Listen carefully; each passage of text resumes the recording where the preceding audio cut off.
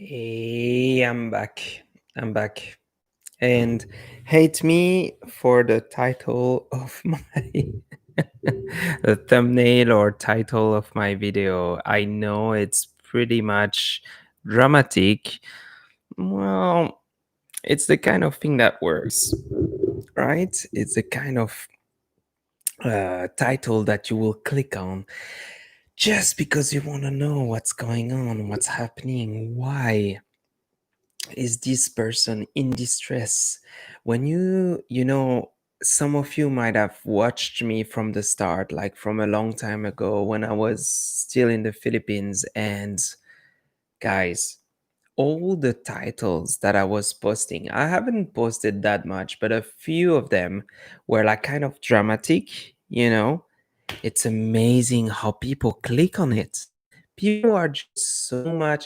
If I say, oh, I broke my leg in the Philippines versus I found an amazing beach in the Philippines, people are going to be like, oh, geez, he broke his leg. I've got to see that. That's how it is. And in a way, I sort of understand it. In another way, I sort of disagree with that because I'm like, well, it's just the way human are, right? We're all interested about that sort of thing, about the fact that somebody can injure himself and end up going in hospital, and the dramatic side of stories seem to be quite interesting, quite a thing that we want to know of, and something that, yeah, it just raises our curiosity. It's in a way a bit sad, I have to admit. Anyway, I was back in the roof. I was up in the roof of my house, and I had to go back down. I had downed, downed. Is that the way downed? No, I had to go back down to the about to where I am right now. Why? Because simply it's starting to be dark, and in all honesty, I thought it would be a good idea, but the connection up there was not really that good, so I had to just say no and just give up on it. Um, well, all right. So now let's talk about the serious thing, the things that are happening in this channel. And it's exactly, well, it's the main reason I usually do a live every month to talk about that sort of thing.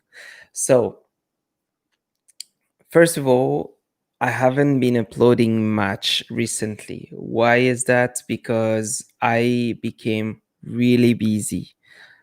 Uh, became really busy. Why? Because I have to work. I have to. Japan is not a cheap country. We're not living in the Philippines. We're not in Thailand. We're not, you know, I love these countries. Don't get me wrong. But in Japan, if you want to live an entire month with the house that we have, the place we have, and the fact that we're three of us, yeah, it's quite expensive. Like we need at least $1,200 a month in order for us to keep living, to just have a normal life.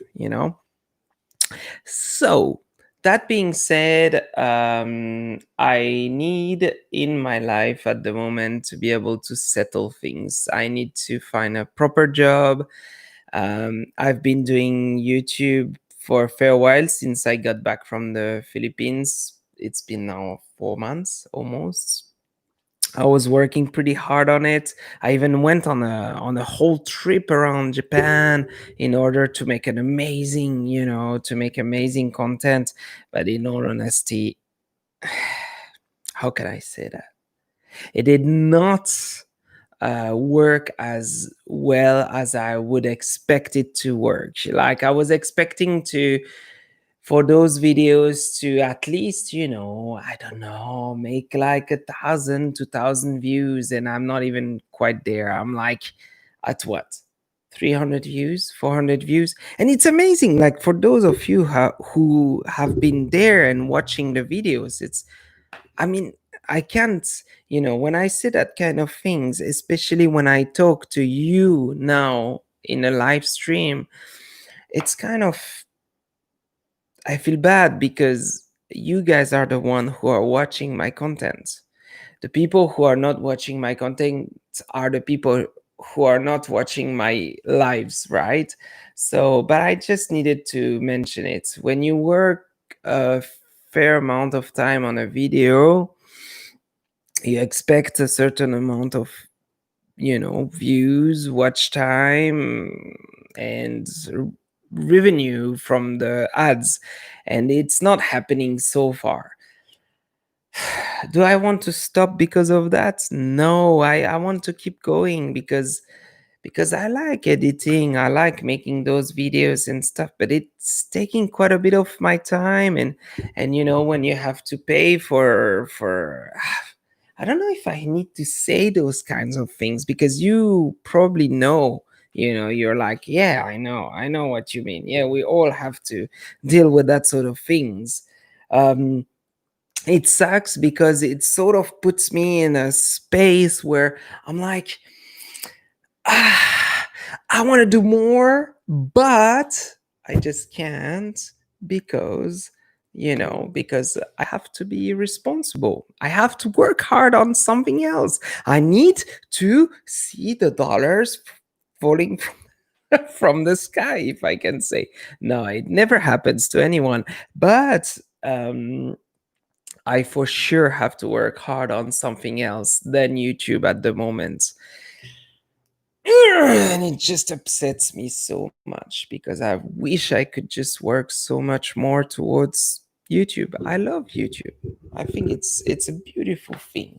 It's a beautiful thing to get to meet you guys, to get to, yeah, to have some sort of interaction with people that I never ever met before, like a lot of you guys. If I wasn't doing YouTube, I would have never bumped into you guys. Maybe by luck, but most of the time you just don't get to meet that sort of people. You need to do YouTube in order to meet people, and that's what I love about YouTube. That's why the same thing.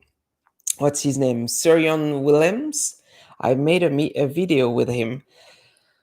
We bump into each other. I was filming myself around with my camera. I was like, guys, it's like I'm going to the Philippines. And this guy came behind. I was like, hey, man, are you doing YouTube? And I was like, yeah, yeah, yeah. And it's like, man, a guy looking at a guy with a look like you can't, doing anything else than YouTube. You've got to be doing YouTube. And this guy has so much energy. I think, knowing him a little bit more now, I think he's gonna end up doing some pretty good movies or working in something a lot bigger than YouTube. Have a strong feeling. If you guys haven't, I mean, just go check.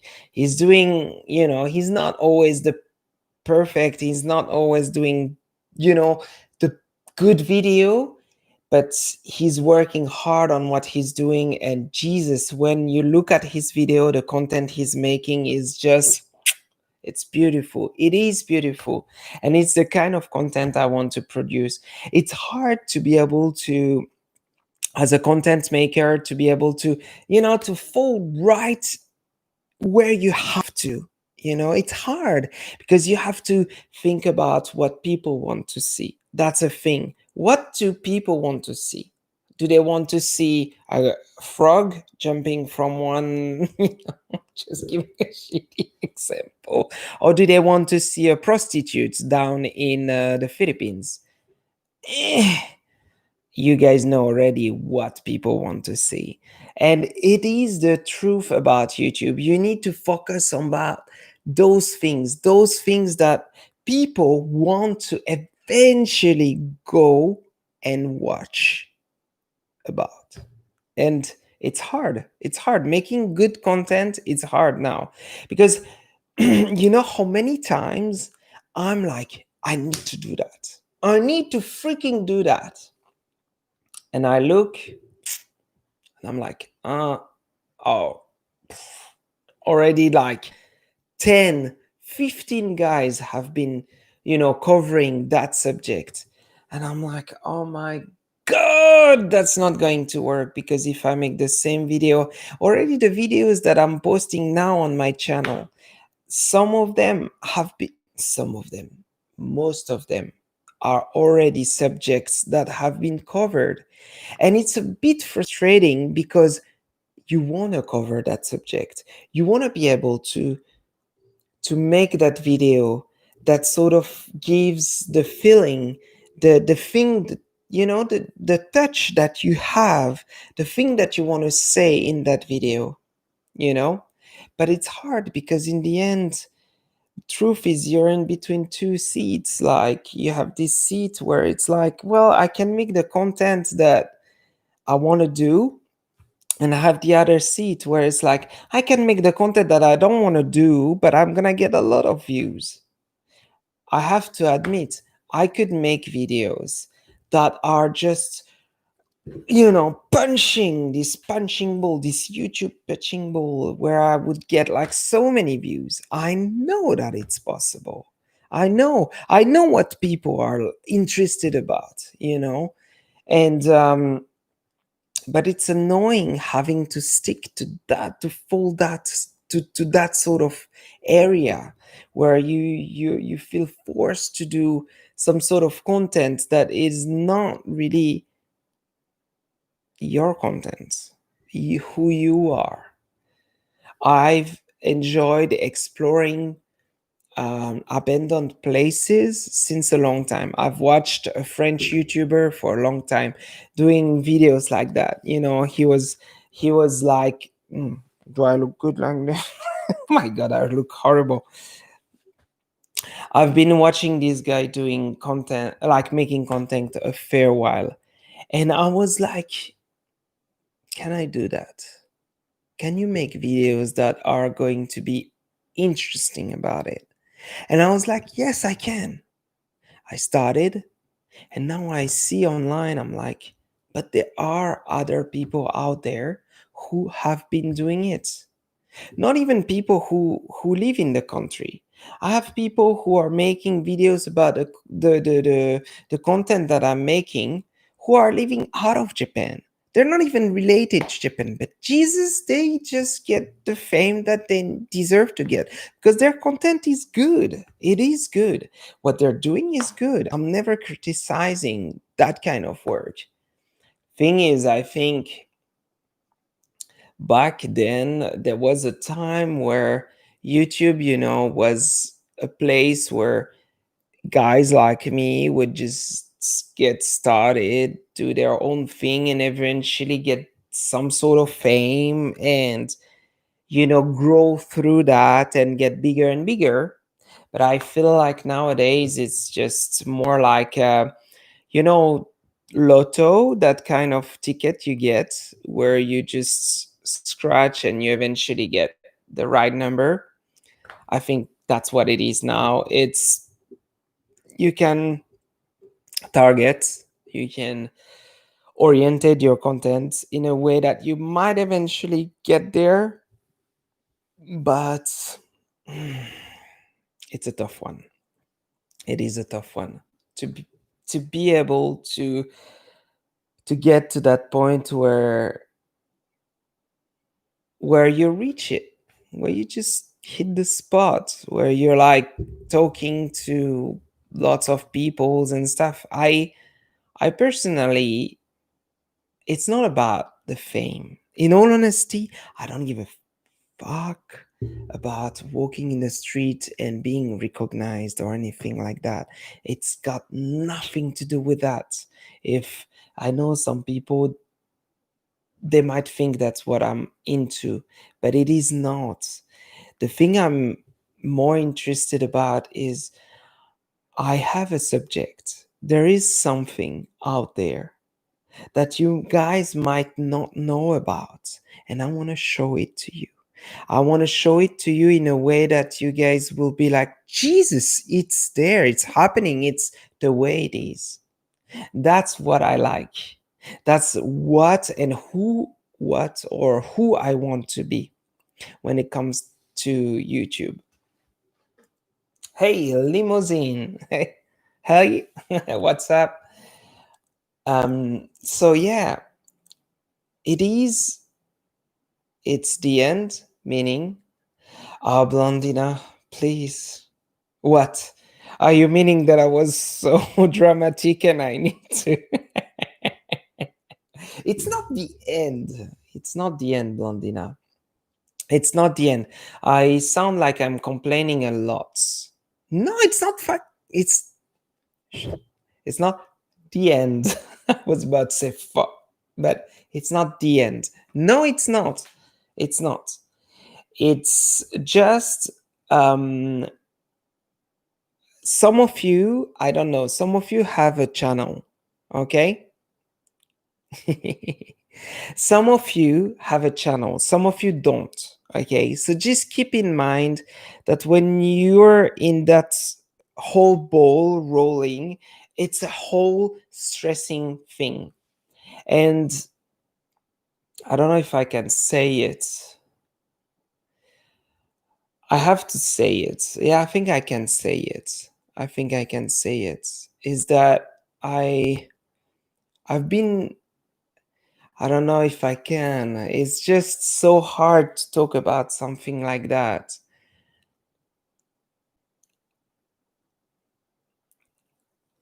Yeah, I think I think I'm gonna have to say it, but it's tough, guys. It's tough. It's tough to expose yourself to the world. It's it's just the fact that when you when you start on YouTube, you just, you know how long it took me to get started, like how many years I was looking at others' content and I was like, I should get started, I should get started, I should get started. I made a step. I made a step and I was like, okay, I need to get that started. I need to get that ball rolling. And mainly it's because of another person. I don't want to mention that other person. Some of you might know who it is. I personally don't really support that other person anymore. I don't really want to be involved with that other person anymore because I think I'm far away from that other person. But now, that being said, I was talking to other people and they said, oh, you're lucky, man. You're lucky. You're monetized. You've got more than 1,000 subscribers. You're pretty all right, you know? And I was like, shit, like me, I'm like complaining about myself, about what's happening, about the fact that I wish I was bigger. You know, I wish I was bigger. I wish I would do, I don't know, content that would just hit the spot because that's the kind of thing you want to do, right? And you work hard. You work hard. I've been working pretty hard. I've been off sometimes, but guys, it just, you just don't really. I think some of you might know that when you know that there are haters out there, right? I just need to share that because sometimes you work 10 hours on a video, 10 or 11. I've worked, I think on the longest one was probably close to 15 hours on one video, editing, and that doesn't include the whole filming part. And you post it, and within the first 60 minutes, you get a dislike. Somebody who just goes for the thumb down. And it's not their fault. And I should by now be a grown up, be like, freaking hell, it's nothing. And people around me are telling me, like, just don't give a fuck. Like, those people don't know, or, it's like, Jesus, it hurts. So for those of you who might be haters, who might be people who like to give dislikes, which I don't think it's the case, just know that it hurts. For a person who gets started, for a person that has like a certain amount of views, subscribers, and everything, it's something that's okay. But for someone that gets started, my God, guys, you guys hurt. It's like taking a knife and just using it like straight away. It's just the way it works. You're so much better. Unfortunately, there's a haters. Oh no, just block them. Turn off dislikes. The guy you're talking about is help, please. Don't listen to haters, mate. Shannon, I don't want to mention his name because I just don't want, because most of the time I think some of you already know who I am talking about. It's just I don't want, my content is not about what he's doing. I'm doing my own thing. I'm far away from what he's doing, and he's successful, and it's good, but that's not the way I want YouTube to. I don't That's not the way I want to be successful, put it that way. So Jollibee said, keep making Japan videos, you live here, you live there, there's lots of content you can make. Japan has great content and a huge worldwide audience. Well, like I said, and of what? Or did I miss something? Singapore Dan is back. It's amazing. You guys are just back on the on some. Yeah, it's great. Like, I see you guys.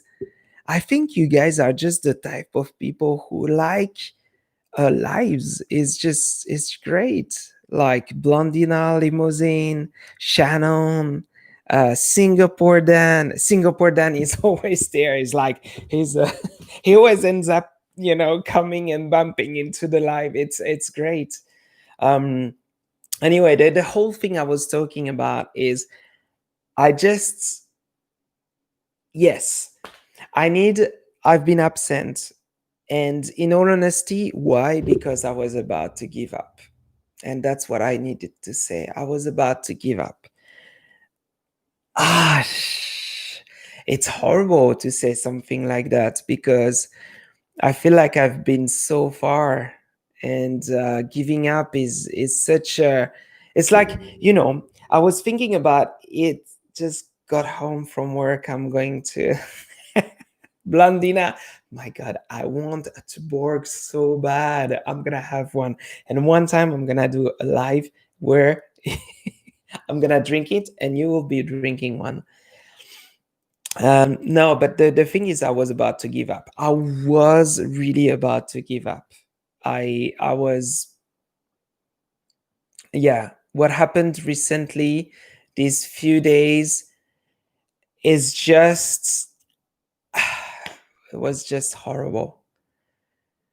You guys can't. I mean, you can be there to support me, and you're there to support me, right? But it's hard to really put yourself into my shoes, and I'm not to blamed. I'm not anyone to be blamed, right? Because there are so many people out there that deserve so much more attention than I deserve, right? Because I'm nothing out there in this whole world, right? We have so many people who deserves attention, who deserves help and everything.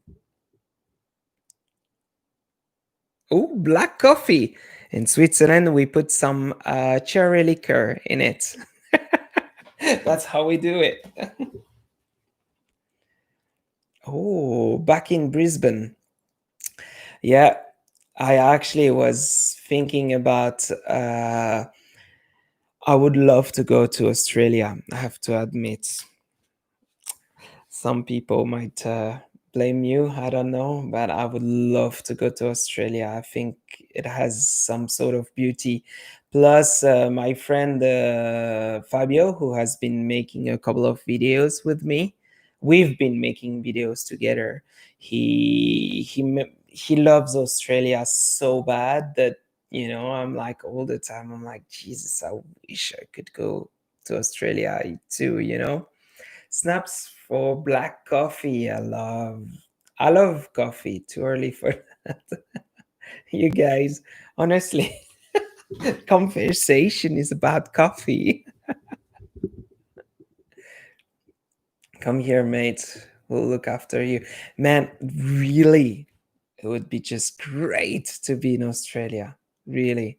I I I think it's just, I love mountains, right? I love the cold. I love all of this, but I like the balance that you can find in Australia, which is a little bit of everything.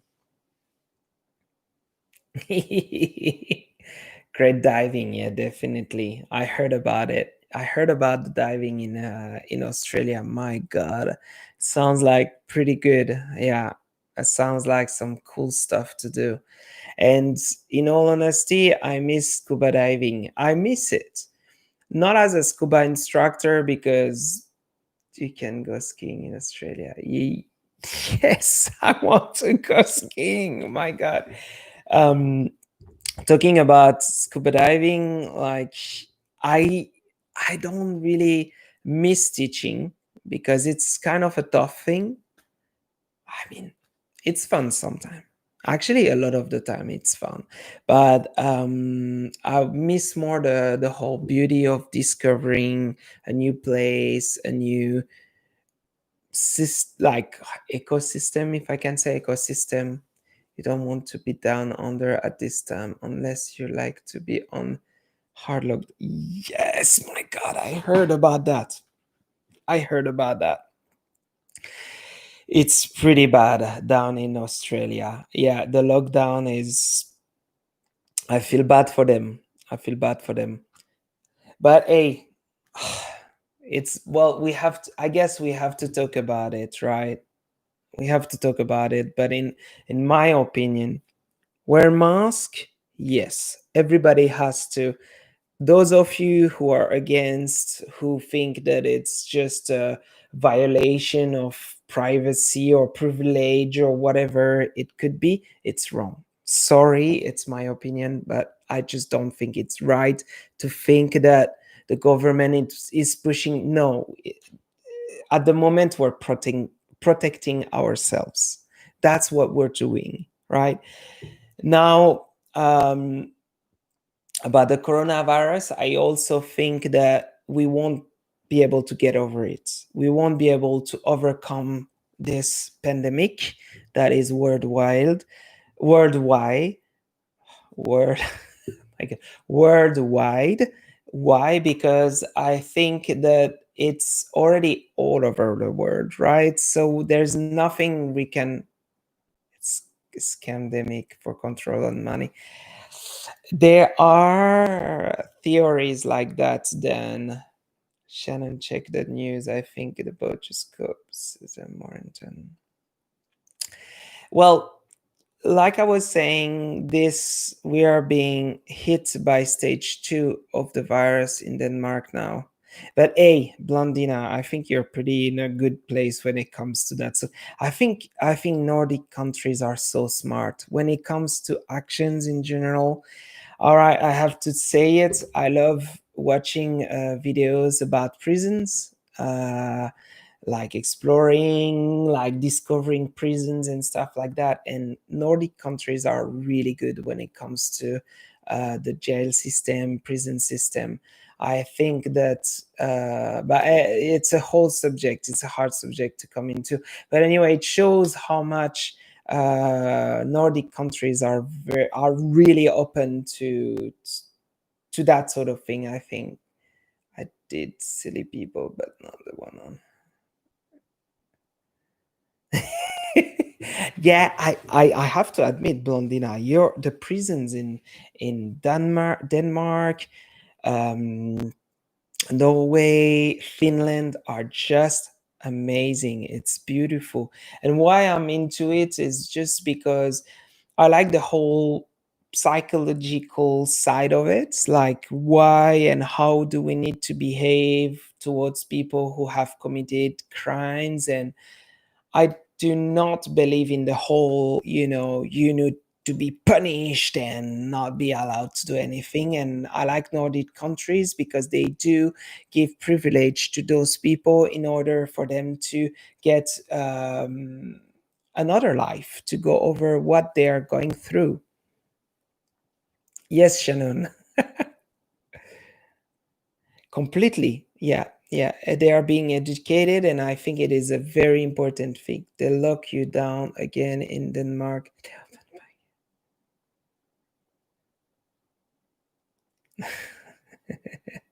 No, but I do think, I do believe in the whole rehabilitation part of it, where I do think that a person who has committed crimes has the right to get back to society and give it another try. And apparently, in Nordic countries, most of them, 70% of them are, how do you call this? Not. Uh, they're not doing it again. Oh my god, I'm bad when it comes to that. I'm really, really. I mean, when it comes to that, with an recidive, maybe it's the word. They don't do it again. So 70% of it, it's pretty good. I think it's pretty good. So guys, me, I'm the kind of guy that I have some sort of difficulties, if I can say, to explain or express kinds of the things that I want to say. But I am interested about what's going on around the world, and I don't resume my life to what I live on everyday basis. So correct, limousine, recidivism. Completely right. I couldn't find a word. So I like Nordic countries because of that, because I they have a low rate of recidivism. Recidiv- Recidivism. Recidivism. Recidivism. All right. So yeah, completely. And how it's like in you want me to talk about Japan, Singapore then? Yes, you won't, obviously. Obviously, you won't. Well, Japan has turned into, how can I say that? Sort of a joke. Why? Because now the whole system, the whole thing, we were kind of off everything. Lots of, like, the whole infected percentage and everything was kind of down, but now we are kind of going up slowly but surely. Well, the problem is because Japan has decided not to stop the economy. So everybody, we've never been in lockdown or anything like that. And honestly, what they called a lockdown, they sort of at one point decided to stop it. Like, they said, oh, we're not in lockdown anymore. Where I was like, we've never been in lockdown. We've never been in lockdown here. They've never. I mean, there are a few shops out there where they will tell you, like, you can't get in unless you're wearing a mask, but that's basically it about Japan. And it's never been even worse than that. So now at the moment, the cases are going slowly up and up. It's been stabilized for the past week, if I can remember well the numbers, but it's definitely worse than what we had, like, a month ago. Yeah. What did you say? Shannon Sullivan. I think that's a mighty think talking about rehabilitation. People make mistakes and should have the chance to show that they have learned in most instances. Yes, so that's pretty much what I meant, Shannon.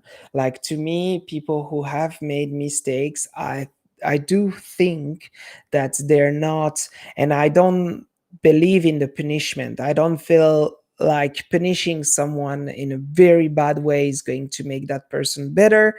If you treat a person as an animal, you're going to talk to an animal. If you talk to that person as a human, even doesn't not really matter whatever that person has been, has done, you will have a conversation with a human. That's how I believe in this whole system, jail system, prison system. Same here, never been in lockdown.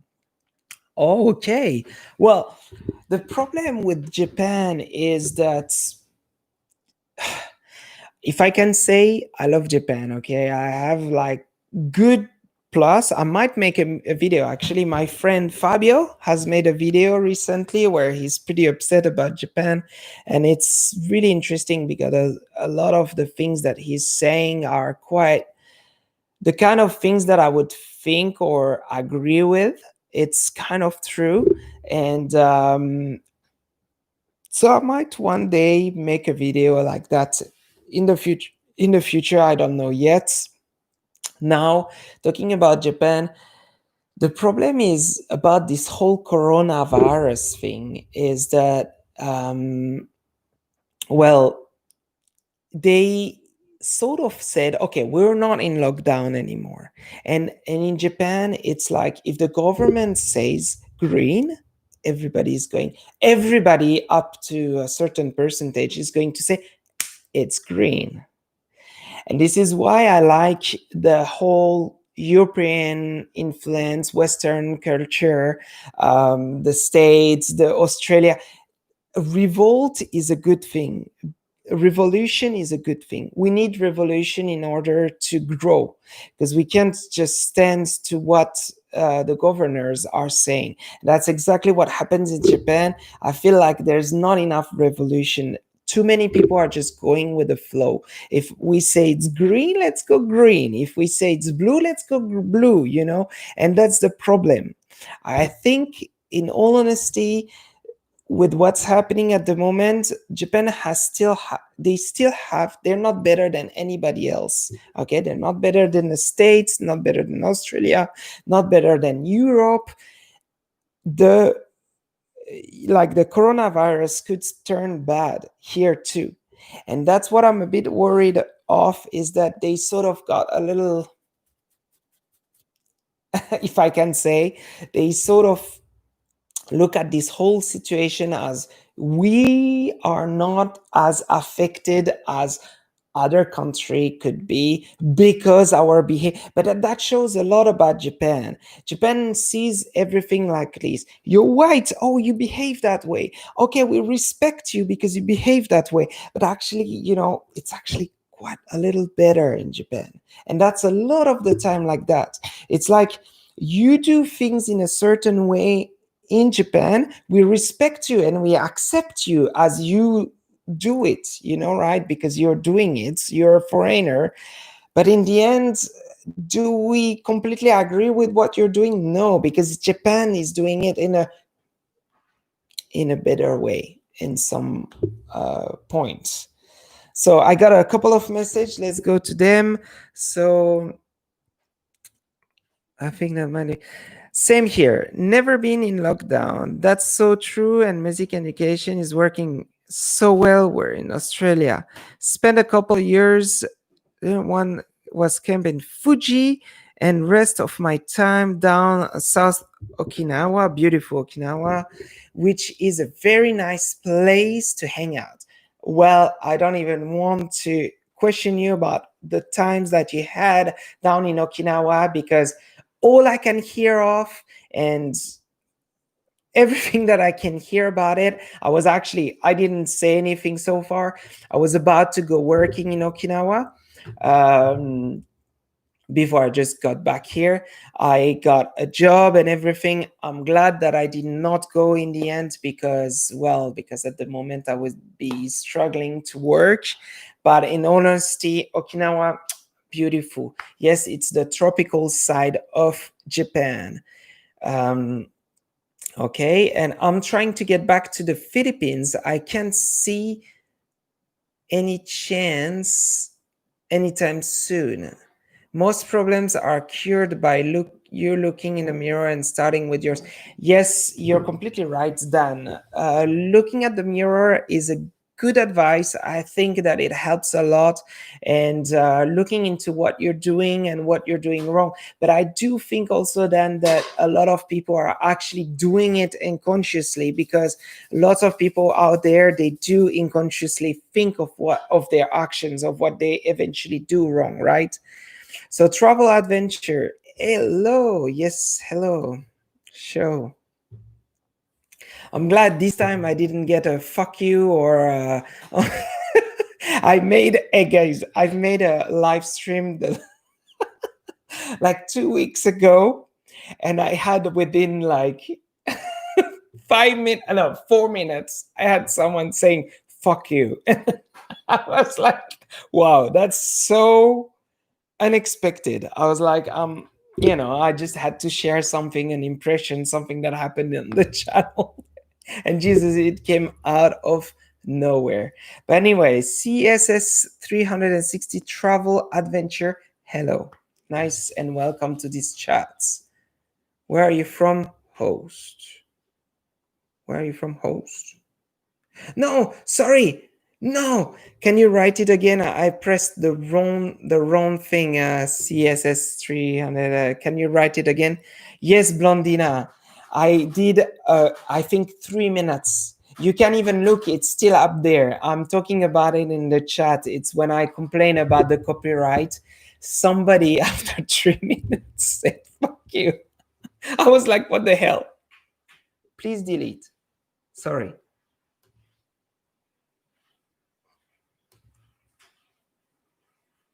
Okay.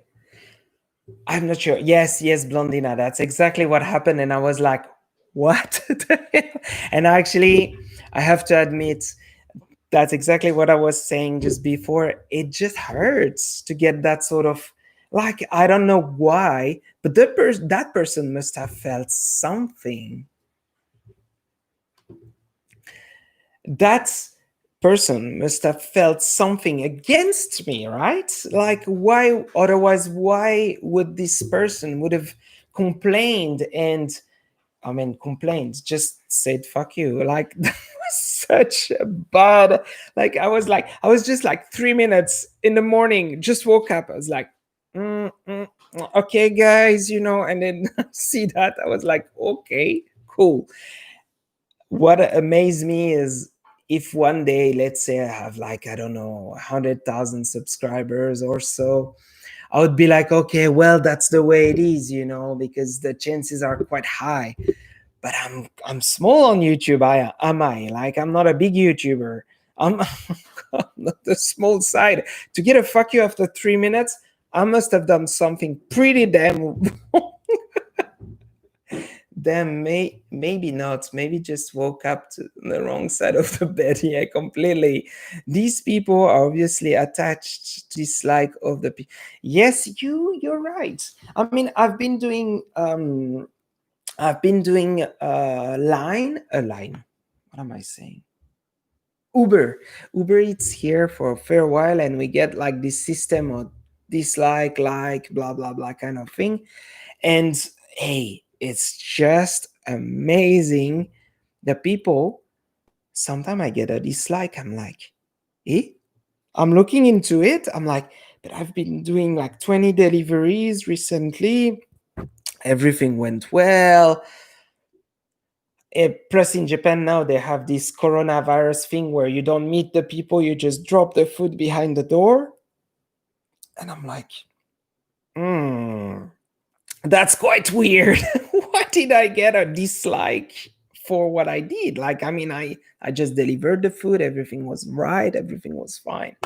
Anyway, you're right. Shannon, Singapore, Blondina, you didn't talk about that, but yes, people are just prone. Some people they just don't like to give a like, or they just like to give a dislike. Exactly. And it's the way it is. It's the way it is. We can't do anything about it, especially when it comes to YouTube. Like when I make a video, like I was saying just before a long time on, and it happens, then there's no other way for me to just get over it. But of course, as a small YouTuber, it freaking affects me. Like I see that, I'm like, freaking hell, what did I do to you? Come on, come down to talk to me face to face right now. That's exactly what happens. Like, and then I'm pretty sure once you get to a certain point, you're like, ah, you don't care because you just count them. It's like 10, 20, or whatever. But at the start, I guess it affects a lot, and it does. So, whoever might be watching now or after who likes to give dislikes, what you're doing is pretty good because it affects me pretty badly. So, keep doing it.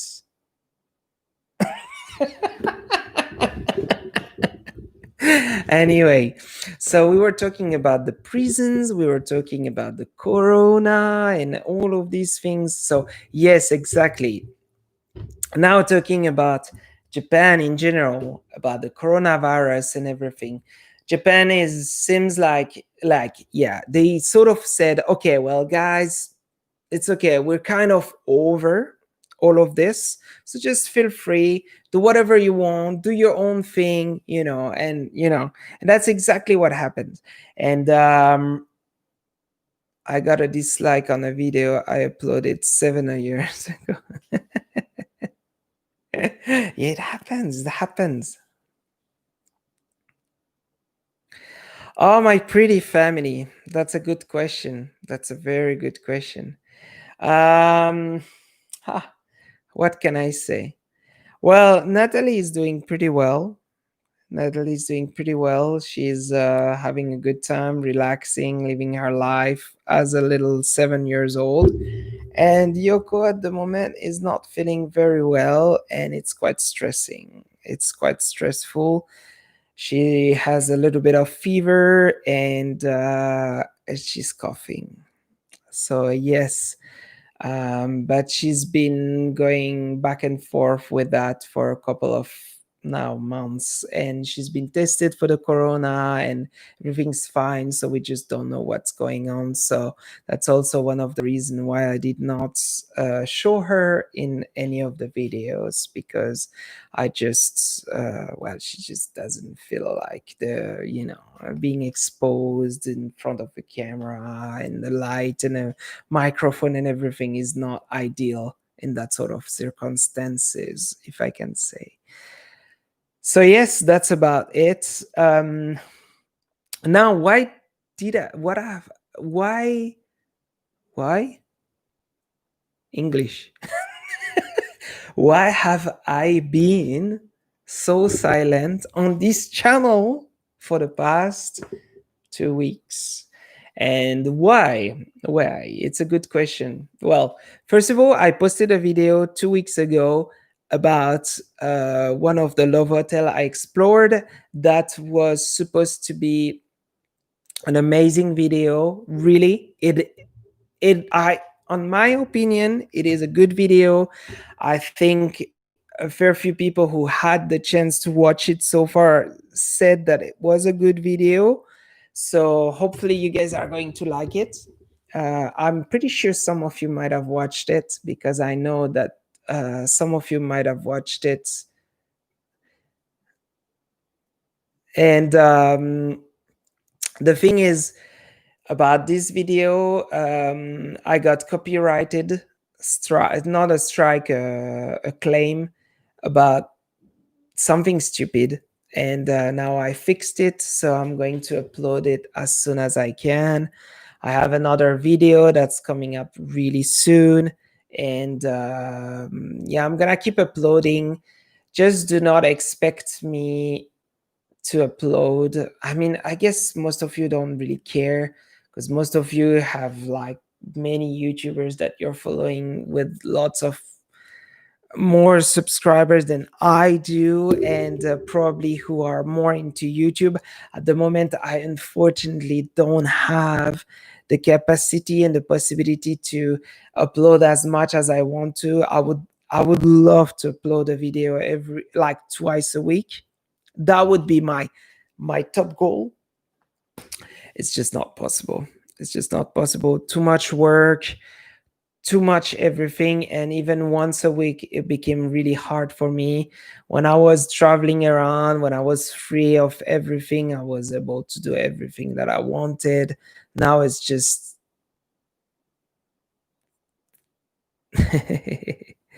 and now I just have to take my time and do what I can do. Doesn't matter. I'm gonna try to work towards good videos versus short or videos without any work behind. The For me, live streams are very easy because I can just talk to you guys, and I'm amazed that I'm at the moment I'm talking to 6 people who are watching. It's pretty amazing, sometimes more, sometimes less. It's just great because I'm just like, in the end, I'm just like in a small little space where I'm just talking to myself, if I can say, because no one's answering back other than the messages that I get back. So it's awesome from all of you guys. So don't worry. By the way, I'm just gonna say it right now. um, I'm going to post a video about some sort of help. I didn't want to talk about it until now. I talked about it because I did a few lives before that was on the roof of anyway, if some of you might have watched it, you might know what I'm talking about. um, at the moment, I'm broke.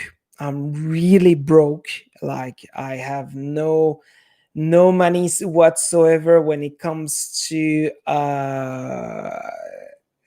work on YouTube. And it's not that I want to upload a grade or anything of my material, but I have soon I'm gonna have like how do you call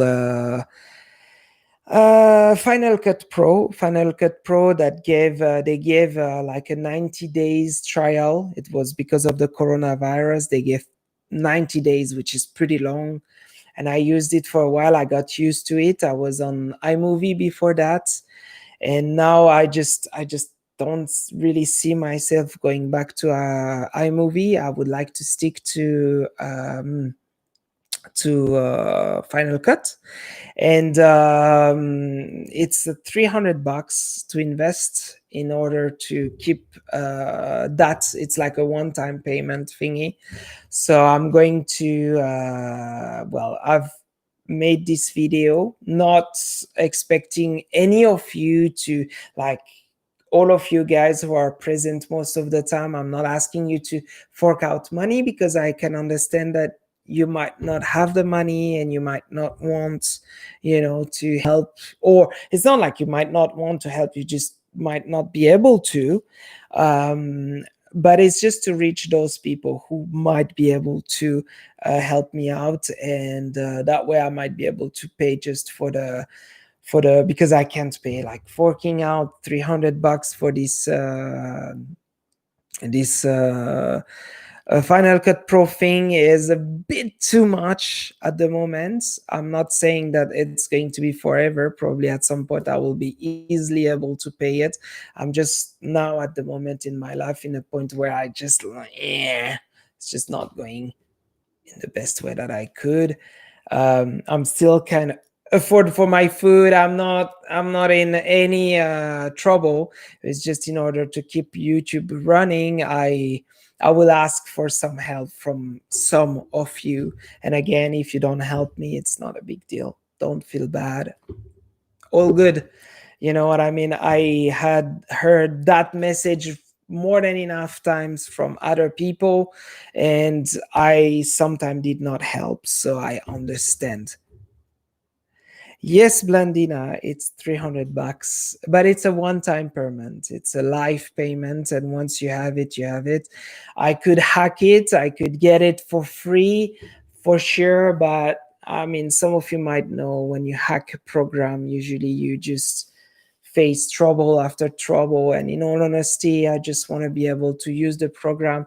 When I edit, I already spend so much time into, sometimes I have an idea. I'm like, I want this to be that way. For example, in the video where I'm going to a strip club, I wanted this dancer to be on the scene. And if I have that in mind, I want it to be that way, right? So I just work towards it. And if, in all honesty, if you have a hacked program, it just adds some other problems that you can always work with it, but it adds.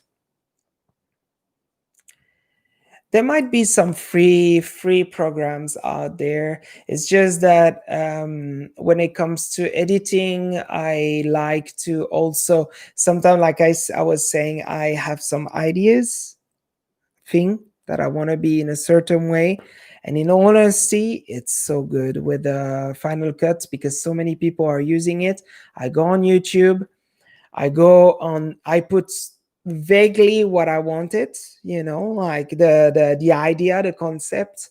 Sometimes it takes me a bit of time. There's always someone out there that explains or gives a little bit of some tricks, versus if you use a program that's not really well known, then you might be able to do the same things at the end, but spend so much more time.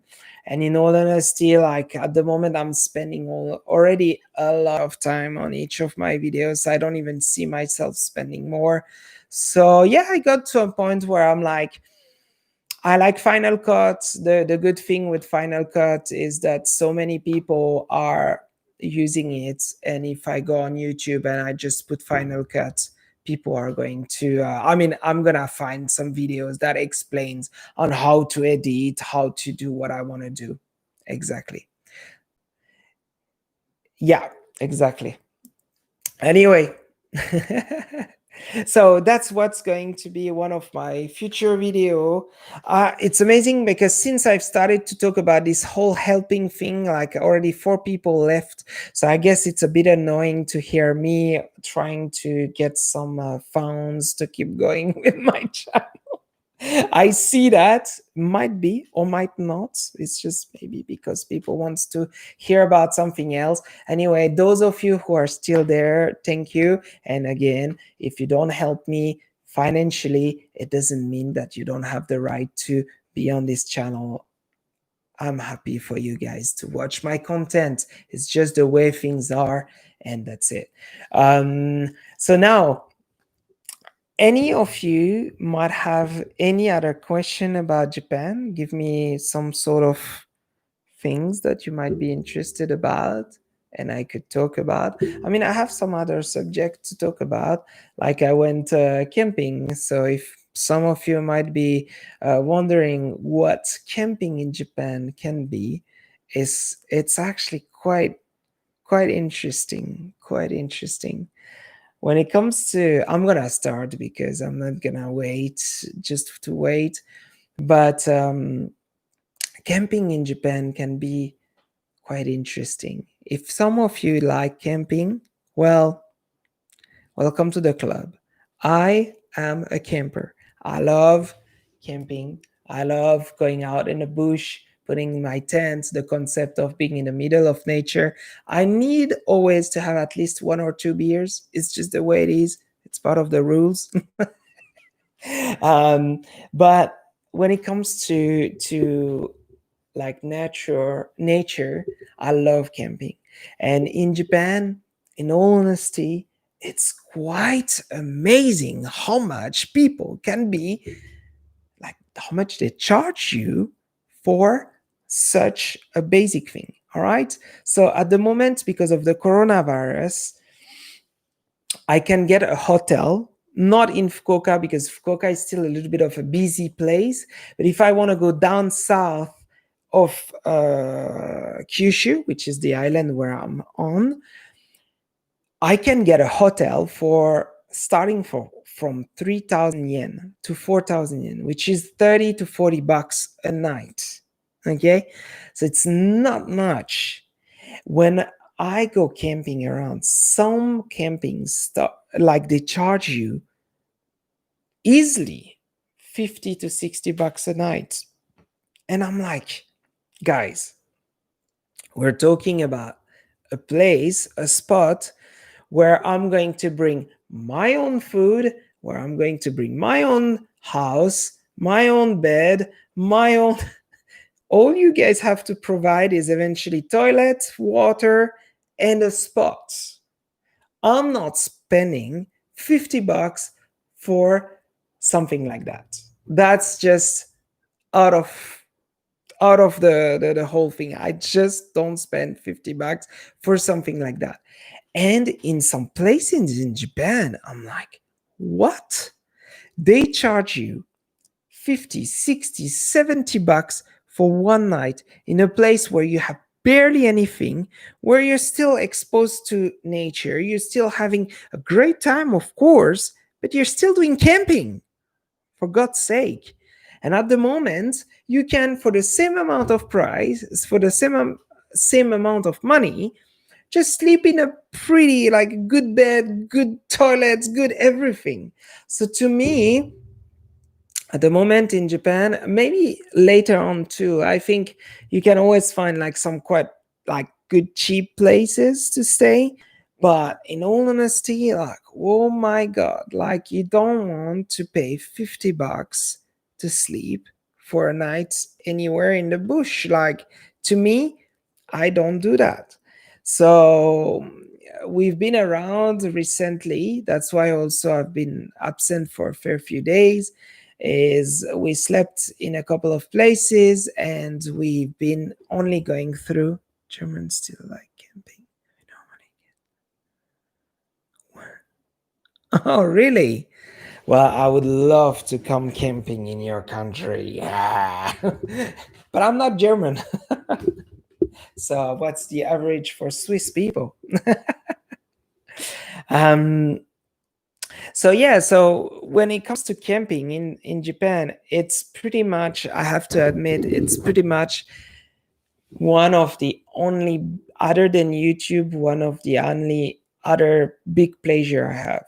Camping is just the time where I just feel like I'm free. I don't have to think about too much, I is just very important for me. And if I didn't have that in Japan, in all honesty, I would not be in Japan anymore. I have to be honest with you guys. I All the other sort of enjoyment you can find in Japan, unfortunately, are very expensive. And every time you want to do something in Japan, weren't you a scuba diver too? Yes, I used to be a scuba diver, but in Japan it's expensive too, man. Like Ross, would you pay 100 bucks for one dive?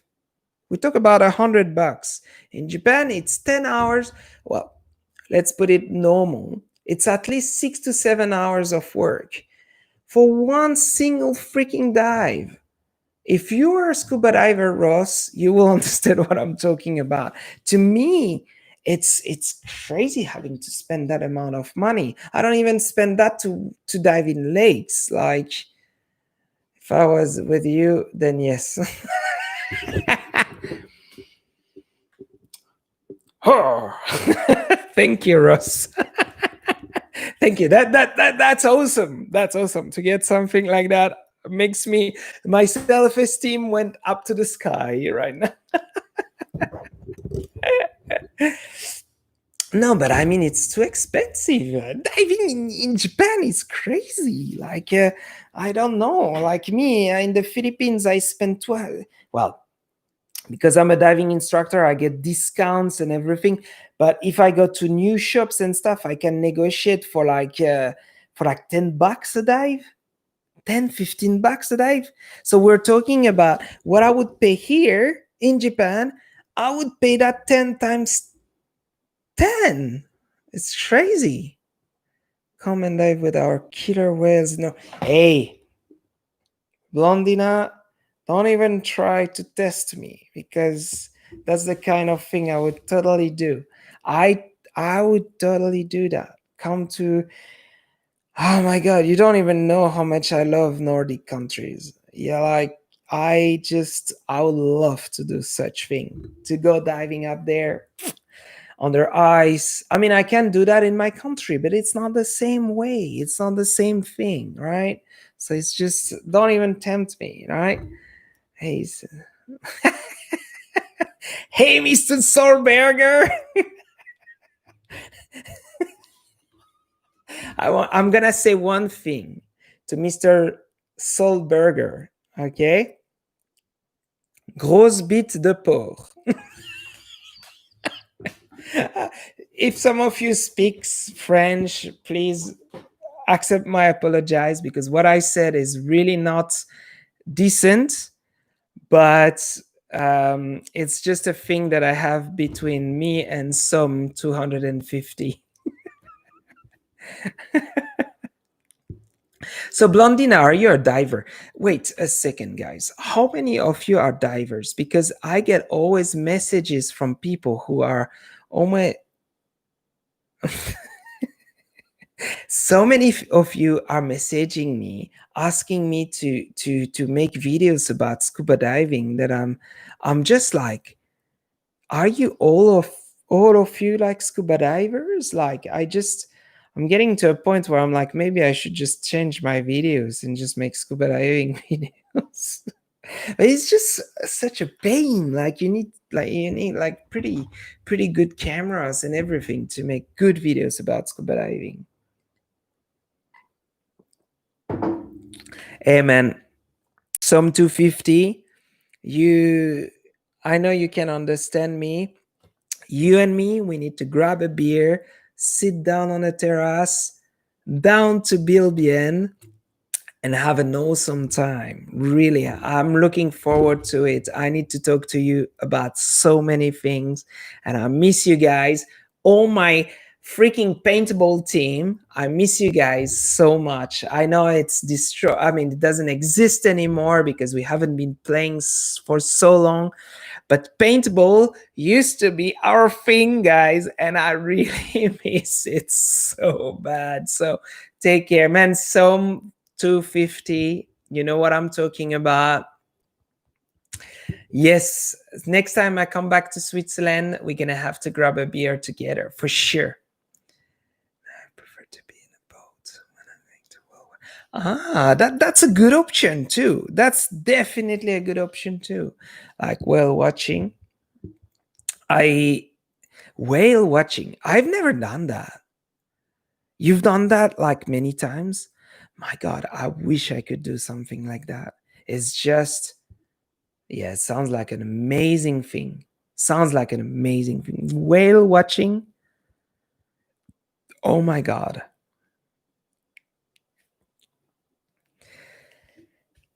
Ah, man. Whale watching. I don't know. I really want to do something like that. I know in Japan I can eventually go to see the hammerhead sharks. I can uh I can see also whales, but I have to go down to Okinawa. We had killer whale 20 kilometers from here living.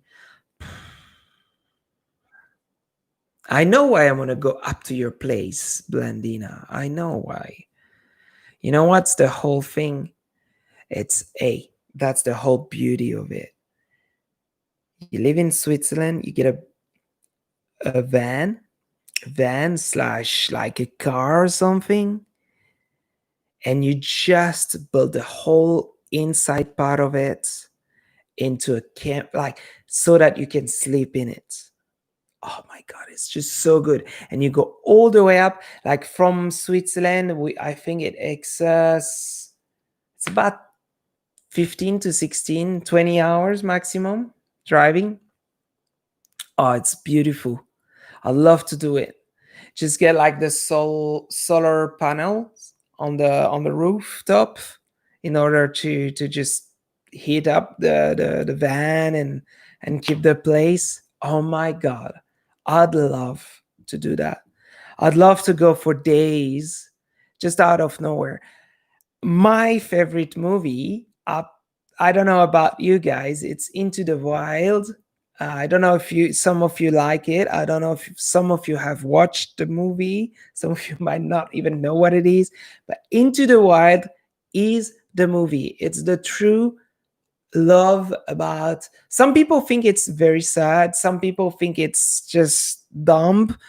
I really do not agree with them. I just think that Into the Wild is the pure pleasure of discovering nature and wanting to be part of it with some sort of mistakes. And it just reminds you that life in the out in the wild can be sometimes dangerous and can, yeah, expose you to some sort of things that you need to know in order to avoid being in danger. So yeah, definitely Into the Wild is the movie you need to watch. Then go all up to North Scandinavian to see a polar light. Eh, y- you know, you're bribing a little, Blandina. Eh? Well, now you're starting. Like everybody is like, oh my god, to Borg, the killer whales, the polar lights, and what else do you want to come down with? It's starting to be a little too much, hey? Of course, we know that those kinds of things are the kinds of things you want to go for. I want to go for that sort of things. I want to, definitely. And you have to be my guide if I come to Denmark. Denmark, the beautiful country of Denmark. How about the numbers down there? Like, how is the whole coronavirus doing in Denmark? At the Danish girl. No, really, really, really. It's just amazing how much. If I go down back to Switzerland, I want to go to the Nordic countries. When I say Nordic, is because it includes everything: Norway, Finland, Denmark, Sweden, all of them. It's like there's not only one particular countries I want to go to. I really want to do them all. I want to film them all. I want to enjoy them all. It's like I think you guys are just amazing.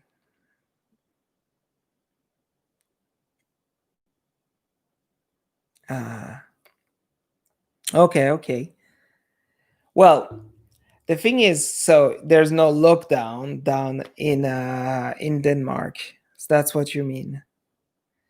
Blondina. Blondina, do you have a channel or something? I would like to see. Do you have an Instagram or something? Because every time I'm doing a live stream, you're there. I want to get to know you more. So please, I don't know if you have an Instagram or something, just write it down. Or please contact if you don't want to be exposed.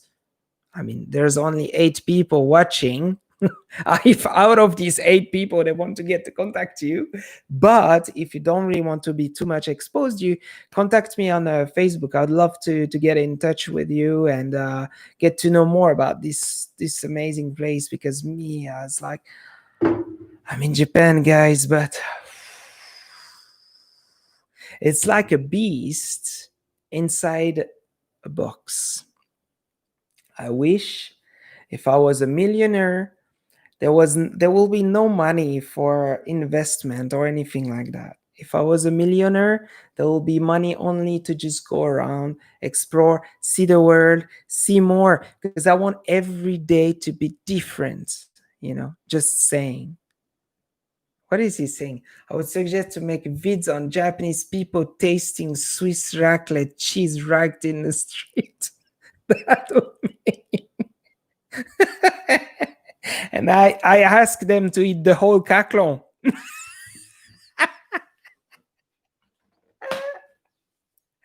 Oh man, I can't ask people. It's on Facebook, but I have some vids on. I'm gonna check it out, Blondina. I will. Man, some I can't do that. I can't force people to eat. That's too much. Okay, it's up to the like straight away. I have a French like a friend like he wants me to force people to eat cheese and what the hell is going on here? No, no, no, no. That's not gonna happen. I can't force people to eat cheese, man. That's not gonna work. I know they like cheese, but wait. I would suggest to make vids on Japanese people tasting Swiss raclette cheese right in the street. That would make you go viral for sure. Yes, maybe. What is that? Lol, lol. Ashtray. Swiss cheese. Yeah, Swiss cheese, Swiss cheese. I have some raclette just there. I'm looking forward to have it. But geez, guys, hey, Switzerland is good for me. Japan is not. I can I say it? It's horrible. I don't know if I can say it. I feel bad. Since I've been here, I gained 20 kilos. Yes, 20 freaking kilos. I in Switzerland I was like a skinny ass, really. And now I am oh, like a freaking yeti. Laugh out loud. Of course I know what lol means.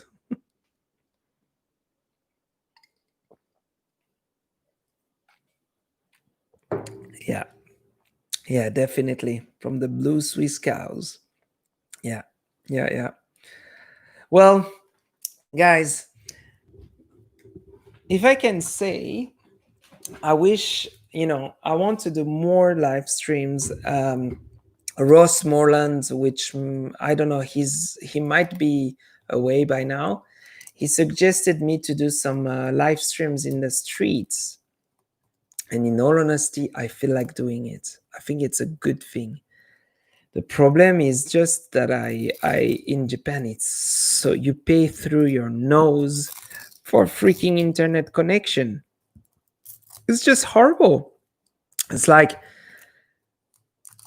you pay $40 for how much is it? Six 6 gigabytes of connection.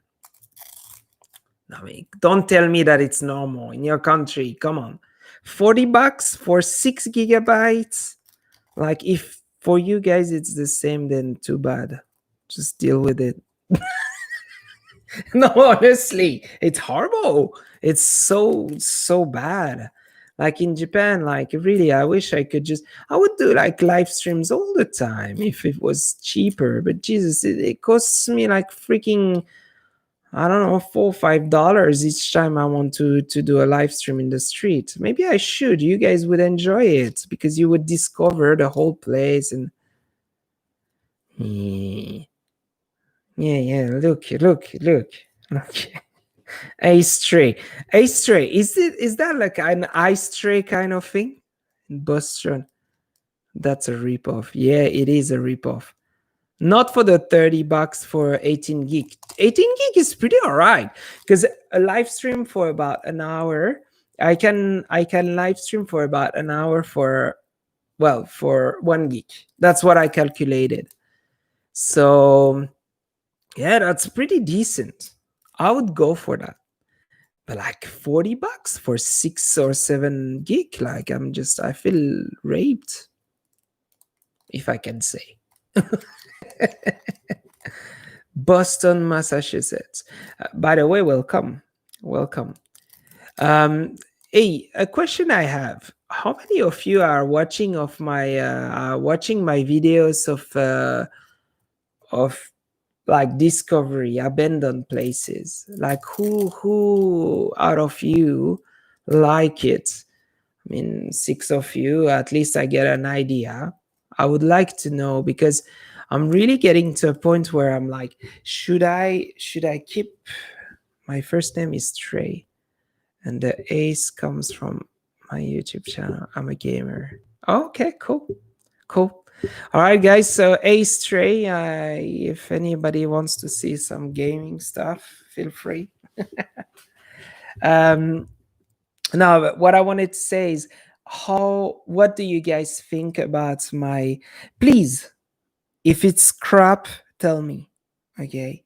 What do you guys think about my exploration videos when I'm going to abandoned places?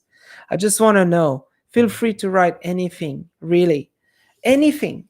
Feel free to write. Tell me, what do you think about my videos? Do you like exploration videos? Do you want to see more of this or that? Please write it down right now. I'm happy to hear it. Doesn't mean that I'm going to be like, oh yeah, that's what I've got to do. But I really am happy to hear from you guys, to know more and to be reoriented to what I should do in order for this channel to work. Because at the moment I'm in two minds. Like, I just don't know. My exploration videos, they're not so nice. Your videos, thanks. I giving diving lessons at all in Japan. Well, a stray, just come, I'll teach you. Put it that way.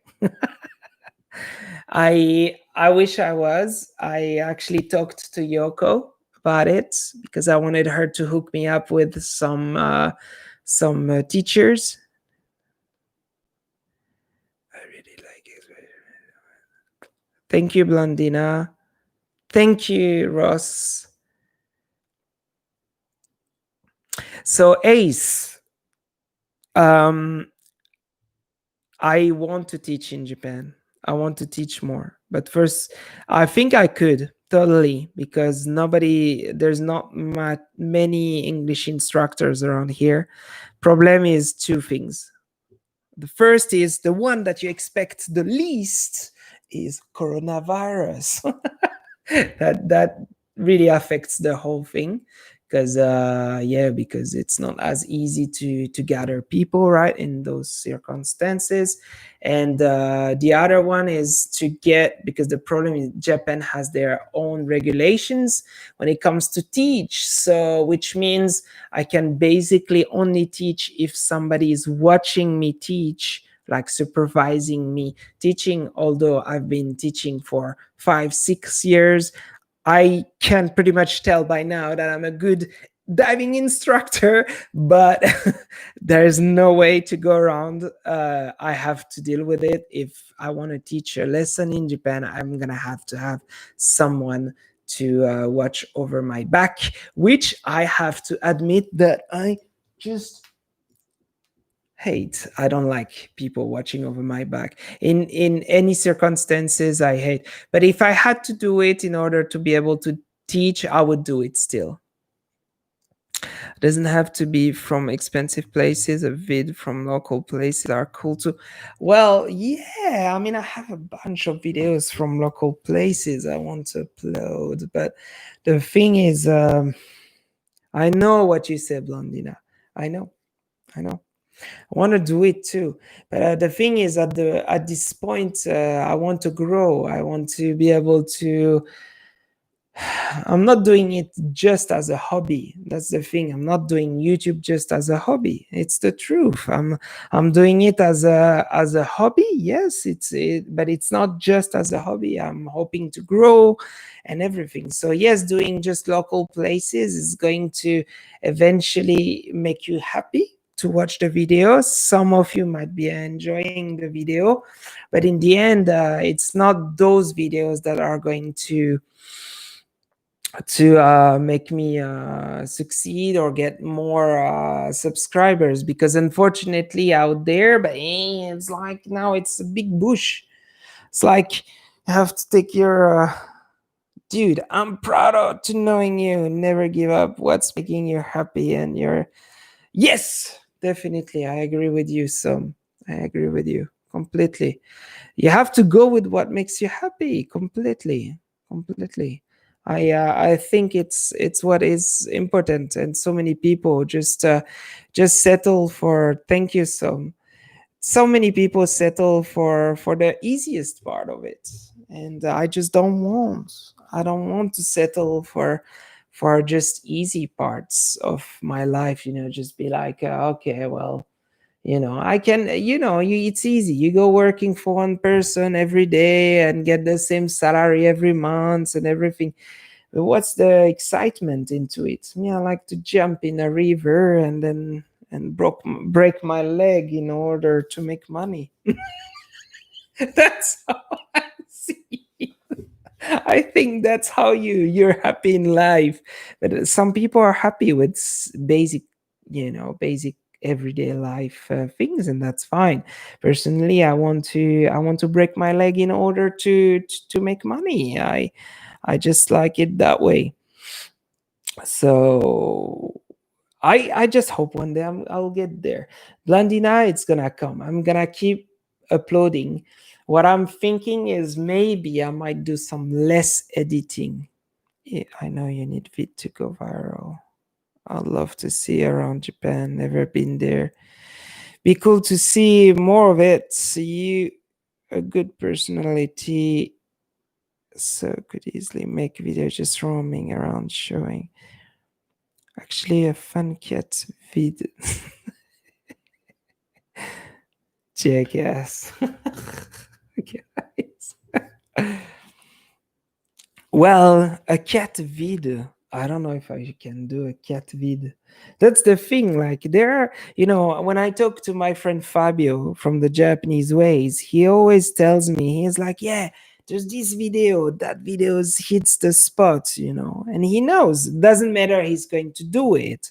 He's telling me what I should eventually try to do so that I hit the spot too.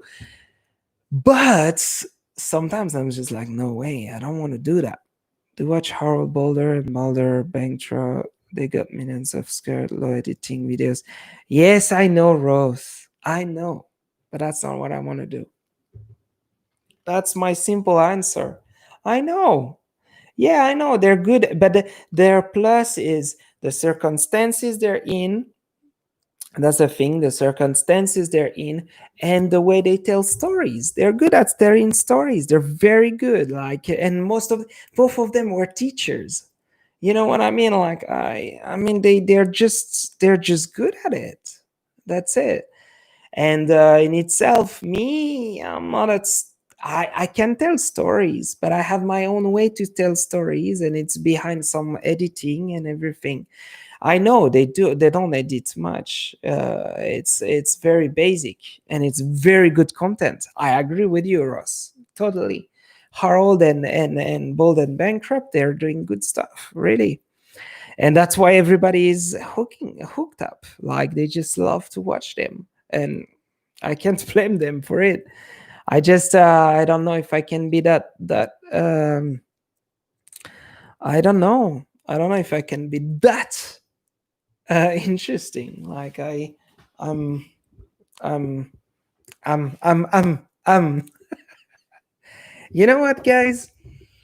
I've never been a book guy. I've never been like a very I love learning, but for me, the problem is learning through a book really repulses me.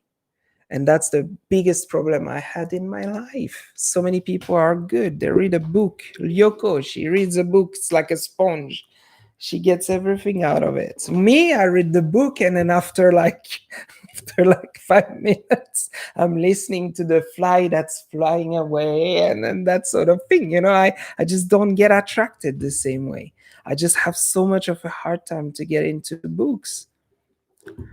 Ace, do you still talk to Tim and Jeremy?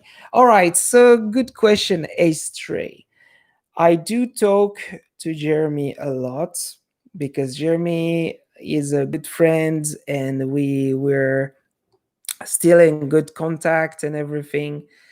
Jeremy has a big heart, and all of you who are following him, I think, should keep following him because he's just true. He's doing, he's just jumped onto the possibility when he met Harold and everything. Tim, I'm not talking to him anymore. It's been probably 3 or 4 months that we haven't talked to each other. And that's basically everything I want to say. I just don't want to say more. We have our own things between each other, and I don't really want to spread them out in the open. But I haven't talked to Tim for like, yeah, 4 months, 3 4 months. That's it. But guys, Jeremy, I'm looking forward to meet him. He's thinking of coming eventually to Japan, and I'm telling you guys, if he comes to Japan, it's just going to be.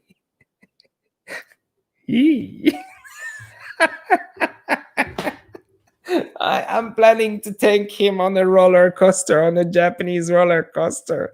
Like, if I can take him here, like if he ends up coming here, I don't know, it might never happen, but that's what he said. He might eventually come to Japan as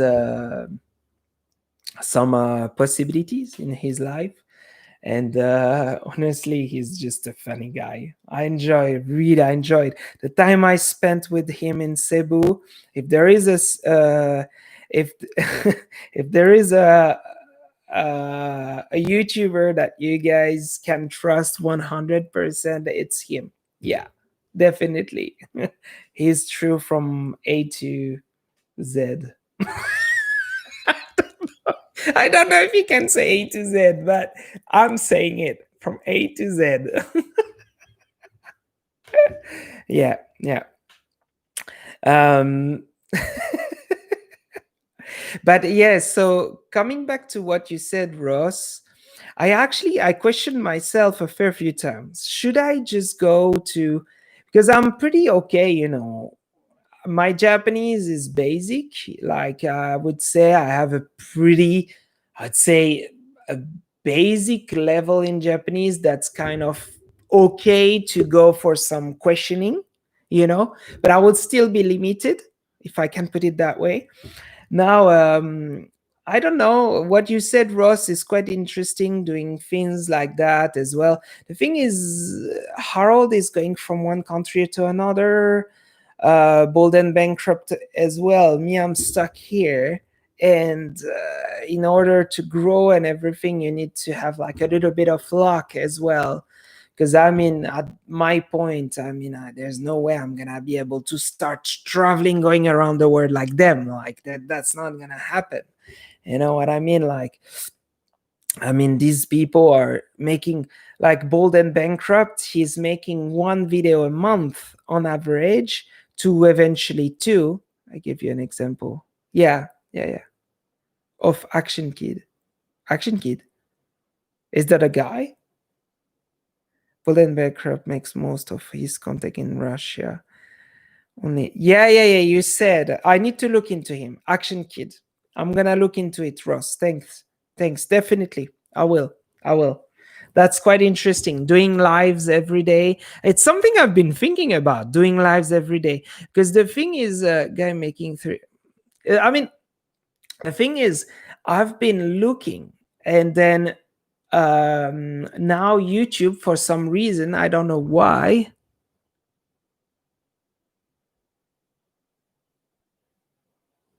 Yeah, I don't know. Yeah, how can I get the Scandinavian humor? I don't think I can. The English humor too. Like Yoko, sometimes she tells me, like, you should get like more funny. When it comes to your videos and everything. It's really hard, guys. Really hard. I want to be a lot more funny. Oh, really? Am I? Thank you. Thank you. Because when I talk to Yoko, she's like, you could be more funny. And me, I'm like, but I'm trying so hard. It's just not easy, because it's another humor. French humor is kind of me, my native language is French, right? So getting that sort of humor, translating it to English, is kind of a tough one. So sometimes I'm trying to juggle, trying to get some sort of jokes out of it, but it's not easy. It's not easy as well. No, man, you're overestimating what you need to do. Okay, thank you. Thank you, Ross.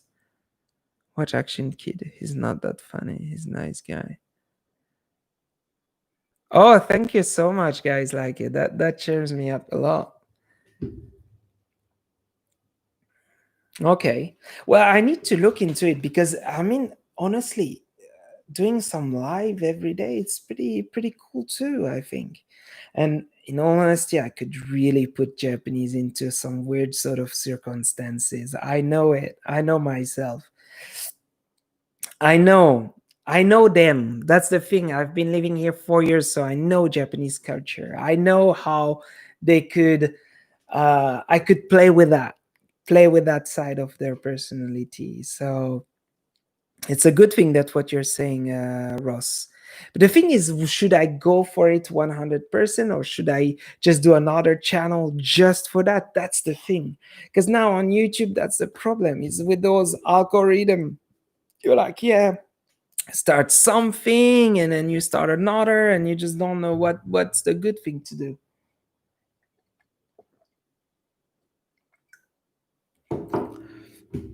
It's just getting a little crazy at some point. But the question is, I have some crazy videos. No, I can't say it. I just can't. I have to keep it to myself because if I take it out, there's one video I want to do, guys. That's probably going, okay, all right. Now, for the six of you who are watching me, you're going to know, seven now, you're going to know the video that I'm not gonna say all of it. I'm just gonna tell you there's a video that I'm planning. I've been planning it for about 3 months now. It's going to happen. It's going to be stupid. It's going to be crazy. It's going to be everything. And I'm going to put myself in danger to do so. Not in stupid danger either. I just hope I'm not gonna get, let's put it that way. I'm just hope I'm not gonna get kicked out of Japan because I don't know what sort of problem I'm facing doing this video. But no matter what people are telling me, because so many people around here have been telling me, don't do it. I've talked to a fair few people about it. Fair few people have been telling me, just don't do it. And me, I just feel like it's just a good video, the good hit, if I can say. If I want to take off, if I want to get well known on YouTube in a way. But that's not only the only reason. It goes with the whole exploration thing. It goes with everything. And I think it's going to be fun as hell to film. Like I really want to film that so bad since I've talked about it. I actually mentioned it to Jeremy and Jeremy was like, man, there's no way I'm going to take part of it. I talked to him. I was like, man, let's do it together. Come over to Japan. We just do that together. It's just going to be awesome. But it's just going to be an awesome for the two of us because I know it's so crazy. The concept is just so over everything you guys could imagine that basically there's no way like it's just going to hit the spot. I know people are going to want to watch it. I know it's a concept that's too much, too much, too much, too much. Everything that hasn't been done from everywhere. Anyway, I'm not gonna say it anymore because it's probably annoying for those of you who might be wondering what it is. But it's gonna come down. Now it's a bit too hot. That's all I can say. It's a bit too hot. I need to wait until it comes down, but it's gonna happen. And that video, when it comes out, we might be talking about serious shit about it. Serious shit around here. Anyway, and if it doesn't, in the end, I don't give a crap because it's going to be a fun video to make. I'm going to enjoy it so much, really. I wish I could tell you, but I just don't want because if I say it, then I don't know, someone might do it. Not some of you, but we never know, right? That's the thing. Hey, I heard what's his name? Michele Ponte. Michele Ponte. He made I'm always making an accent because for some of you who don't know, I'm half Italian, right? And the Italian accent, no matter where it comes from English side to French side, it's really funny. I guess some of you might even make fun of my accent as it is from like a French accent, right? So anyway, accents are fun in the end. I'm not one of those who are like, no, it's fun, it's fun. End of the story. Funny, fun, funny, funny. But he did a long live stream. He did 12 hours, did he? I don't think I can do that. But you know what? That's what upsets me because now I'm talking to you guys, with this thing, beautiful setup, and I wish I could just switch to my phone. And I was thinking a lot of the time and take you to the grocery store just nearby, just show you the crap we can buy clothes here. Like it's quite cool. It's really cool. And I could even take you to the streets. The thing is I can't switch. I have to stop this live stream and go to another, so I'm gonna have to do it like Ross is about to write. I know he's going to be just do it. He's like the Ross is the how he works for Nike. Do it. Sorry Ross, it's okay, I'm just being silly. um but yeah, anyway. But by the way, Ross, you're doing some cool videos. You're about to get monetized. I thought like you're already monetized. It seemed like your channel was older than that, with your videos about England in general. It's good. It's good. I like England. I really like. I've watched a couple of them. I can't. And yeah, 12 hours. I think I have to skip the last part. Yes, but I don't know. That's what I heard. Like Michele Ponte apparently did like 12. I don't know. I heard like he did a very long live stream, which I was like, wow. He did. He was out playing. I got 3,005. You're very close to it. It's time to go to the red light district. It's a joke, hey, but it's actually pretty true, man. Like, it's just amazing. It's just amazing. Everything that's related to that sort of thing, people like. Actually, it's not true because the video I've made about the sex shop, not that many people were into it. I got like 250 views or something like that. But I don't know. I exposed my time to go deep. Oh my god, that's not the kind of thing we can talk about here. Blondina is gonna leave and tell us that we're just weirdos, so it's not good. No, but I mean, in the end, um, the video I've made about the sex shop, please, can you write? Just tell me, did any of you feel like I was a bit in two minds when I posted that video because I was like, is it a bit too weird? Is it the kind of video that people are going to, like some part of the video, I was a little, a bit off, if I can say, off the context of posting a YouTube video, if I can say.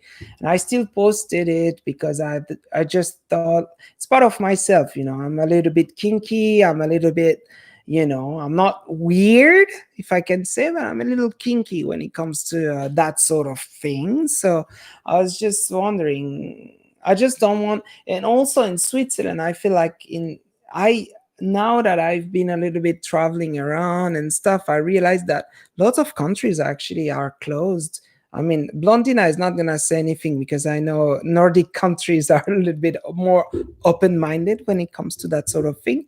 But I felt like English countries, American countries, even Australian, like they're a little more closed-minded, if I can say, when it comes to that sort of thing. So I was sort of wondering, like, was it a little bit too much off?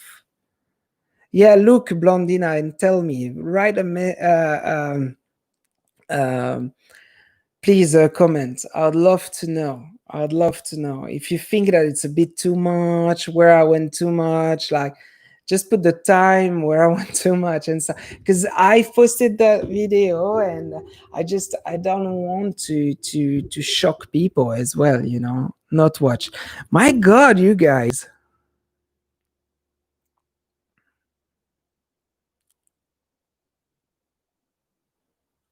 Yes, I know. The US, they're very sensitive when it comes to sex, eh? It's quite, quite interesting.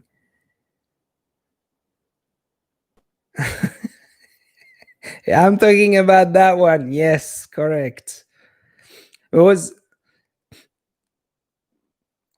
no, I didn't get that amount of views. I wish I got that amount. I was hoping for it. But the thing is, I'm not enough funny in it, and I know it. That you can tell me whatever. You can be as much nice you want and everything. I'm not enough funny. I could have been a lot more funny in it because I did the editing. It took me actually a lot of time because I was struggling with one thing and another, and I should have redone the whole commenting behind it, really, because actually, it was a lot more funny in the end, what I could have said about it. But still, watch it. Still, tell me what you think. I posted it the way it was and everything. Yeah. Hey, so now I have Blondina, I have Ross. Who else? We have three more people. Who are the three more people watching us? Oh, six now. Hey, hello. Who are you? About to leave, just like feel intimidated and I'm gonna leave now. It's very interesting, guys, because you might not know. Oh, I got a like, great. um you guys might not know, but when you do a live, it's the whole stressing part of it, and that's what I was talking about to Fabio, because he knows that I'm doing sometimes live streams. I'm trying not to go crazy. Oh, another like, yes. That's awesome. Thank you so much. Beautiful. um so Fabio knows that I'm doing some. Oh my God, you guys are just going crazy. Thank you so much. That's awesome. Thank you so much. um so Fabio, like I was saying, he knows that I'm doing some live streams, and he was asking me a little bit about how I do it, because that's true, I'm talking, and in the end I'm talking by myself. I mean, I'm in a room empty, I don't get any voice back, and I still talk, right? And he was wondering how I can do that, and all of these questions. But in the end, you know what's really frustrating, and what you guys might not know, is this thing that I have on the screen here. Because I have a thing here. Wait. Yeah, I know. I did live only 3 times, and you have to keep talking. Yeah, you have to keep talking. But Ross, you can admit the little sequence up there that gives you how many people are watching and how many people are liking is very, very, very. It's like you're doing the whole live, and at one point you're like, am I looking at that only? It's true. I'm looking right now, I'm down to 6. Before we were up to 10, 11, and it goes up and down. And it's like your audience, right? So you're talking to people, you're trying to retain, like, to sort of be, entertaining, if I can say. You want people to keep looking, but you don't want them to leave. So yeah, when you have a person that comes in, you want them to keep. So on my best live streams, I went up to 20 people. That was crazy. That was crazy to have 20 people watching you. I mean, I'm trying to imagine myself surrounded by 20 people watching me, trying to listen to what I'm saying. And the thing is, it's I mean, it's internet, right? Oh, thank you for another like. Yes. The thing is, it's internet, right? So, internet, in the end, the whole online thing makes it even more interesting because when you come to that point, you just realize that when you're in front of 20 people, right, in real life, they have to watch you. But in reality, how many of them really wants to watch you? Eh, I'm pretty sure. Them, like 10 of them, they're okay, let's say 5 of them, they're just like, I wish I could smoke a cigarette. 5 of them, they want to just go and then grab like a sweet or something. 6 of them wants to grab a coffee, and 4 of them are just like there to be polite, and 2 or 3 of them they just enjoy watching you. So when you're talking like this online and you get like that kind of audience, which is online, it's a lot different because these people can just leave. And please don't all of you leave now in order to just make me feel bad, because I cannot have the feeling that's the kind of thing you're about to do. Okay. Now, but it's true. It's true. So Ross, you said like you've been doing some yeah, okay. Look, there's someone that just left. I'm sure he's about to come back. You see? See? There's somebody just left in order to make me feel like shitty about myself. I could never do a live stream. Firstly, I would it would be in Danish, jet-lag dialect. Secondly, I'm not used to talk to a camera. Hey, I really want to meet you, Blondina. I really want. You're really, really, really, really, really raising up my. If I come to Blondina, if I come down to Denmark, will you be the one to guide me and we go to explore some abandoned places? I really want to like there are, I'm sure, some really cool spots down in there. You don't have to be on a camera, just be the guide. And Ross too. I want Ross to be one of my guide. Anyway, all of you guys say so. I'll buy the tuber. We've got to do that for sure. I need it. I need it so much. My God. Hey, living in Japan has some cool sides and some downsides. And one of them is that you don't get too bored. If you see what I mean. No, but it's really like when I'm here, I'm just getting to a point where I'm like, sell by the. so, so I just get to a point where I'm like, I wish sometimes I was back in Europe, because in Europe, guys, we have this. Let's show you. Like here. That's what we've got. And the thing is, we have it in Switzerland, in France, in Italy, in Nordic countries, in England, in but we have it. Nobody taught us to be that way. It just comes out with the whole thing, right? Here in Japan, sometimes you feel like it's not completely true. When you get love from someone or some sort of attention or someone that shows you an interest, you never really know if it's legitimate or if it's with a purpose. And in most of the time, there is a purpose behind it. And in all honesty, I miss it. I really miss it. Sometimes we have people in Europe that they look like a bit sad, they look tired, they look, it's okay, it's okay. In Japan, everybody smiles. When you go to a shop, everywhere people are so nice and everything. It's amazing, right? To the point that, yes, 2 days ago, Yoko, she went to a shop. She was like, I looked at the comments. Thanks, Ross. Thanks you so much. That's awesome.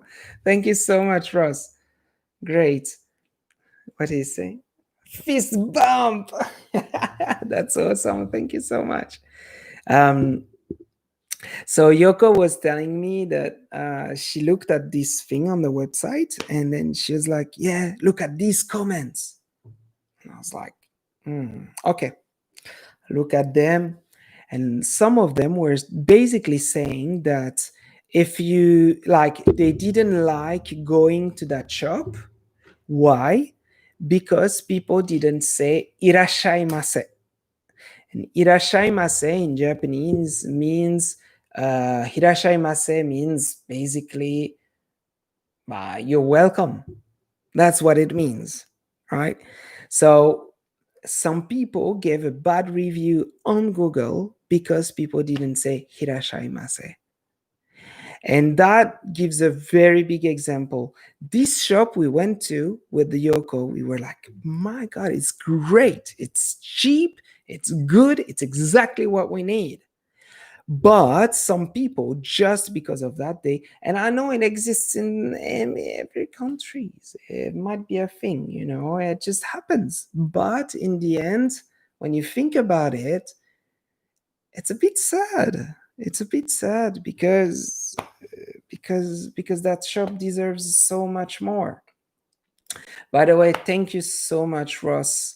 Um, I can say thanks so much, Ross.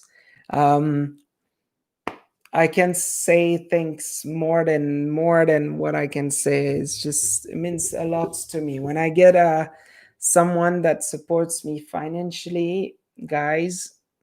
You might not even think about it, but hey, it means a fucking lot.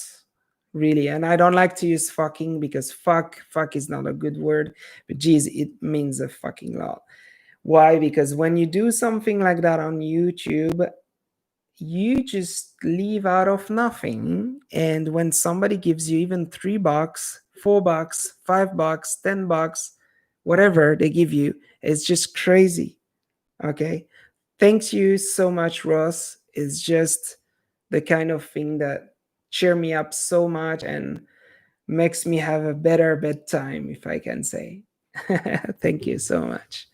And by the way, I just want to say, for those of you, like it's not that many people, but I just want to say also that Ricky R, the guy who I complained, I removed the video and everything. He started to support me as well on my Patreon.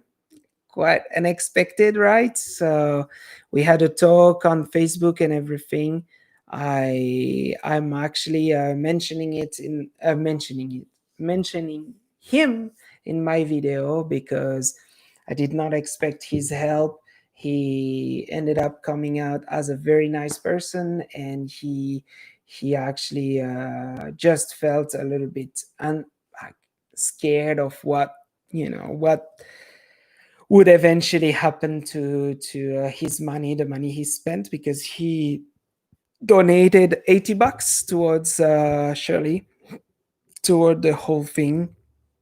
And that's why I felt really bad afterwards, like messaging, sending what I said, and everything was really bad of me. But I apologized to him, and yeah, the whole thing is settled and everything. I mentioned it in the video that I'm going to post very soon. So yeah, sometimes beautiful stories comes out of like a little bit of nightmares, if I can say. um in the end, yeah, I can talk about Shirley. I'm getting to a point where about Shirley. I'm getting to a point where well, I think that I might go for an association that's just helping in the Philippines, because I just get to a point where it's been too long. Like I've been having this money. I mean, I'm not even the one having this money. I had to ask somebody in the States, but that person who's holding the money in the States have had that money for like at least 3 months now, 2, 3 months. And I'm getting to a point where I just want to give this money away, to know that money helps someone. And of course, it was for Shirley, but in the end, you know what? I'm gonna have to eventually make a money, because I feel bad for those people who donated and just wanted the money to go to Shirley, because that's the reason why they donated, right? They wanted the money to go to Shirley, not to go to anybody else. And I'm just getting to a point where I'm like, ah, my God, what should I do? Should I give the money to an association or not, and everything? And I might have to ask. I might have to ask. And if I see that it doesn't bother people, then I might just keep going with it and just give the money to whoever wants, to an association that deserves it in the Philippines, because it's getting, you know, I haven't talked about Swiss Humanity. The guy from Swiss Humanity, he's helping out people in the Philippines, and I got to know him through my channel. Somebody just let me know, like they were like, "Hey, konnichiwa, Mr. Critic, what's up?" It's okay, Shannon. No worries, no worries. um so yeah, so Mr. Critic. So yeah, Swiss Humanity, the channel is awesome. He's helping out Filipinos around the Visayas mainly, to yeah, he feeds them and everything. You know what, I got to know him through my channel. I really appreciate his channel. I really appreciate what he's doing. I really appreciate all the things that he's doing. But in all honesty, I'm like this. I'm gonna do that right now. That's in French.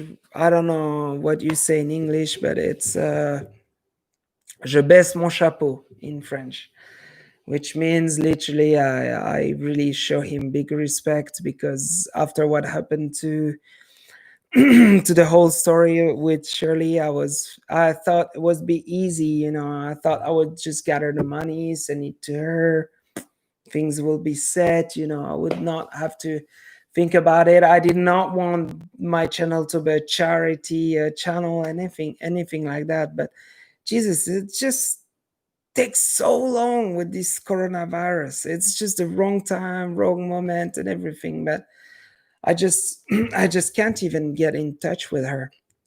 I tried to contact her. There's no way I can get in touch with her. I've the phone number I had from her. Nothing, no one. And I've tried to talk to some YouTubers, a couple of YouTubers who said, "Oh, some of them they're like, well, I'm okay to do it, but I don't want to film it." And I'm like, well, but the thing is, I need you to film it, because if you go to bring, the money to her, I need those people who donated. I know those people who donated might not mind for her to just get the money, right? But I mean, it's just a beautiful thing. It started by a video, and I think it needs to finish by the video. And the person I've been in touch said, like, yeah, well, it's quite hard now to move out. It's in Cebu and everything. And I was like, and I can't get in touch with Shirley. And I'm like, oh my God, I'm literally like, I got these $700 that are still there, but I just don't know how I'm gonna solve this whole thing. It became so stressing. I was in touch with Shirley for like a couple of months, and then suddenly it stopped, and now it's just, so what I'm thinking is just to make eventually a video about that, where I donate the money to an association in the Philippines, and I'm just gonna film all of it to make it as a proof, because that's the whole thing. Like, who am I online? Like, I need to give a proof as well. I don't want to just come out and just say, "Oh yeah, I gave the money." I want people to believe me. I gave the money because I don't want to be accused of anything that I haven't done, or that I would not even think of doing. So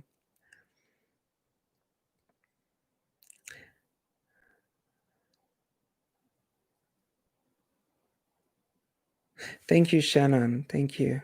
Thank you.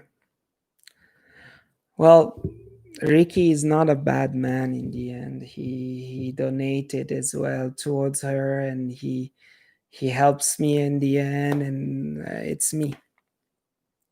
I woke up in the wrong way, if I can say, in the morning, and I attacked the wrong person.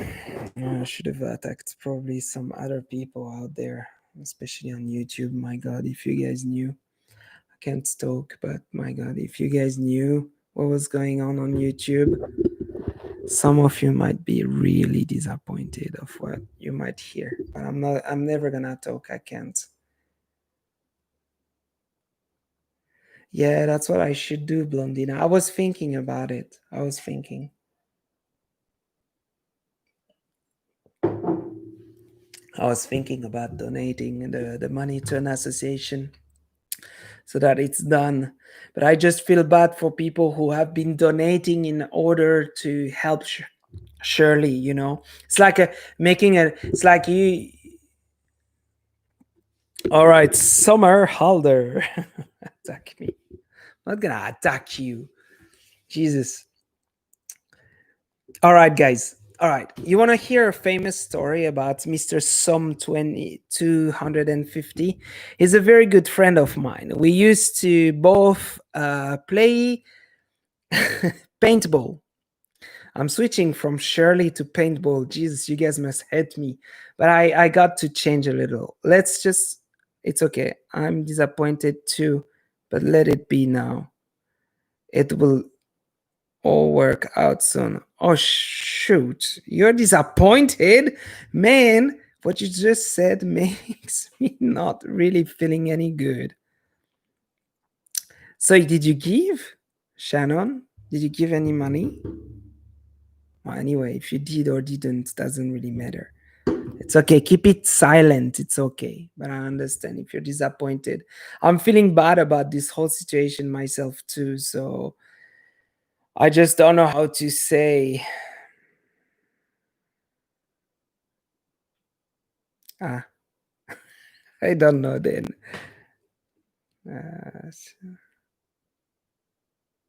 Uh, you mean disappointed about maybe something else? Okay.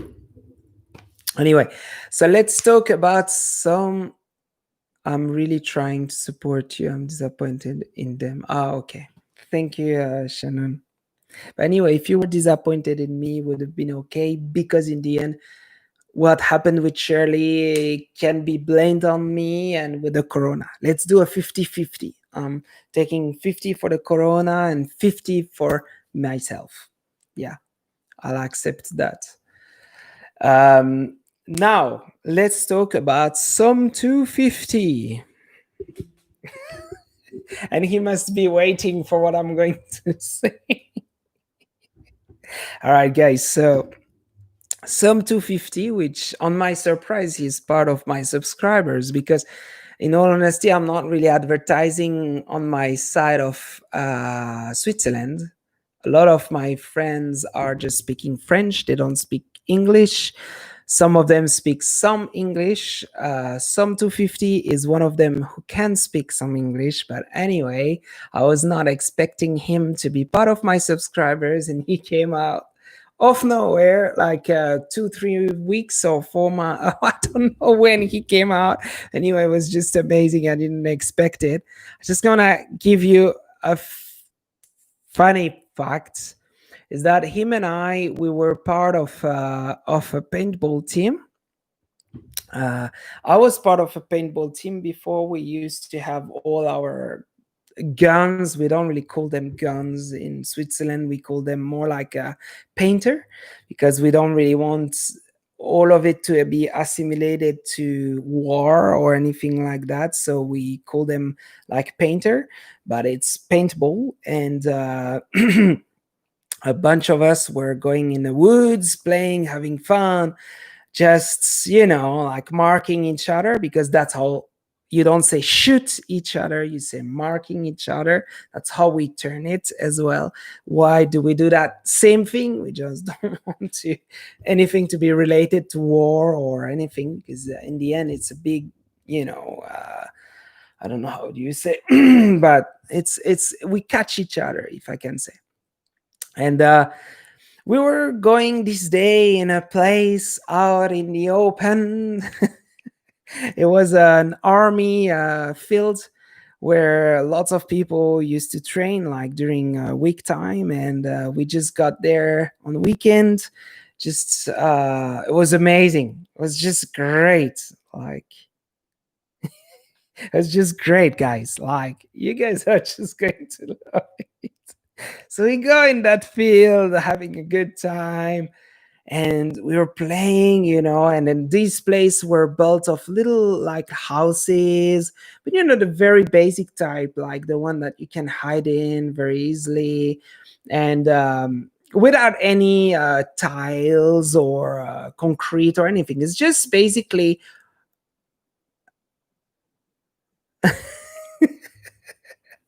and then it's just like some sort of concrete houses where we just go run. And in that place there was a secret place, a secret spot. So the secret spot was that there was two houses that were connected. They had like how do you call that, the oh my god, how do you call that, the the basement. They had basements. Both of them had basements, and they had a tunnel connecting both of them. And me, as a paintball marker or whatever, warrior or whatever you could call it, I was always the guy to do the thing that no one would expect. So here I am with my little gun, my paintball, and I was like in this house, and I was like, Jesus, there's this tunnel that connects to the other house. And I know the enemies are in the other freaking house, right? So I was like, but nobody was courageous enough to go in the freaking tunnel, because of course you're really exposed. Because if anybody goes and think about it, like go through the tunnel, right? They'll just hit you straight away because they see you through the tunnel. So there's no way to hide. Okay. But me at that time, I remember myself so sure. I was like, there's no way in the world anybody is going to think about me going into, into this freaking tunnel, right? Because exactly, because everybody were thinking that this tunnel was like unpractical, like how do you say, unusable. Nobody would go through because it was too dangerous, right? So me, I thought I sort of over uh think about all of that, and I was like, okay, well, it's the time for me to just get in this freaking tunnel and just hit the whole squad that was on the other side. So I go in this tunnel, and then the first person I see in front of me is Mr. Sum 250. And he didn't freaking expect me.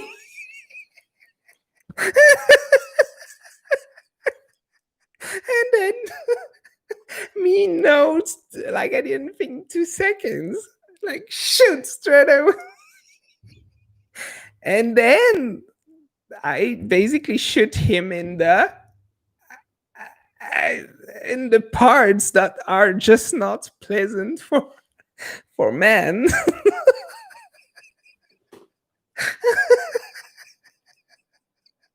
It was just so good.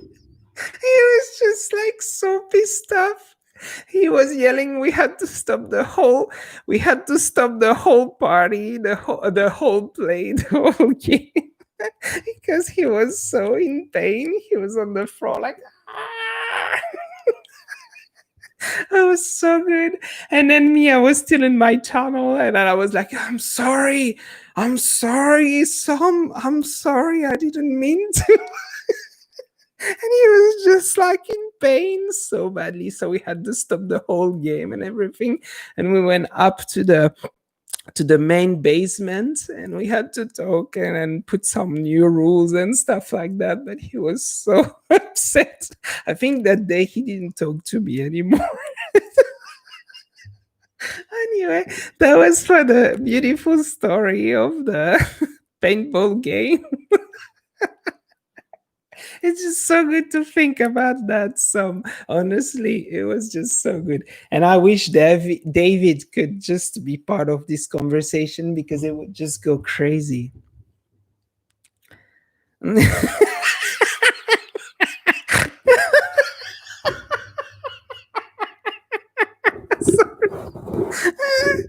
Oh man, you should. Did you see what she said, Blondina? Because that's exactly what we told him, and he was so pissed off. Oh, sorry, guys. It's just so good, and my head hurt. I'm laughing too much. Oh, my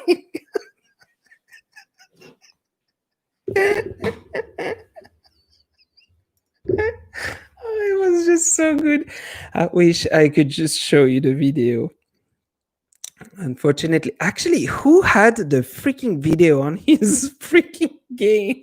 I remember there was one of us who had a freaking camera on his gun. Who was it? I forgot who was it. There was a guy who had always a camera on. Was it David?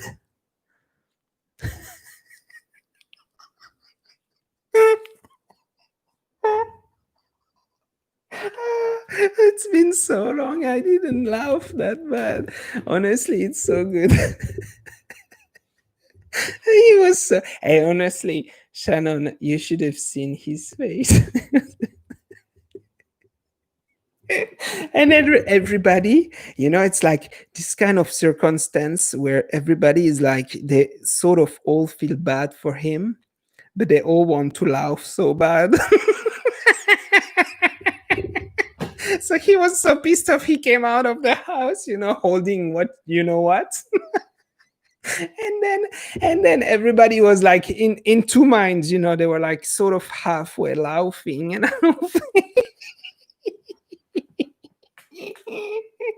that's just so good. Yeah, David, oh, this guy.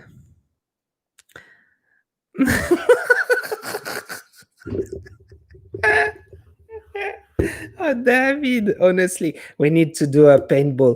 You remember some when we went to, okay, so that's another, I can't go too much with paintball. That's not going to be about some 250, okay?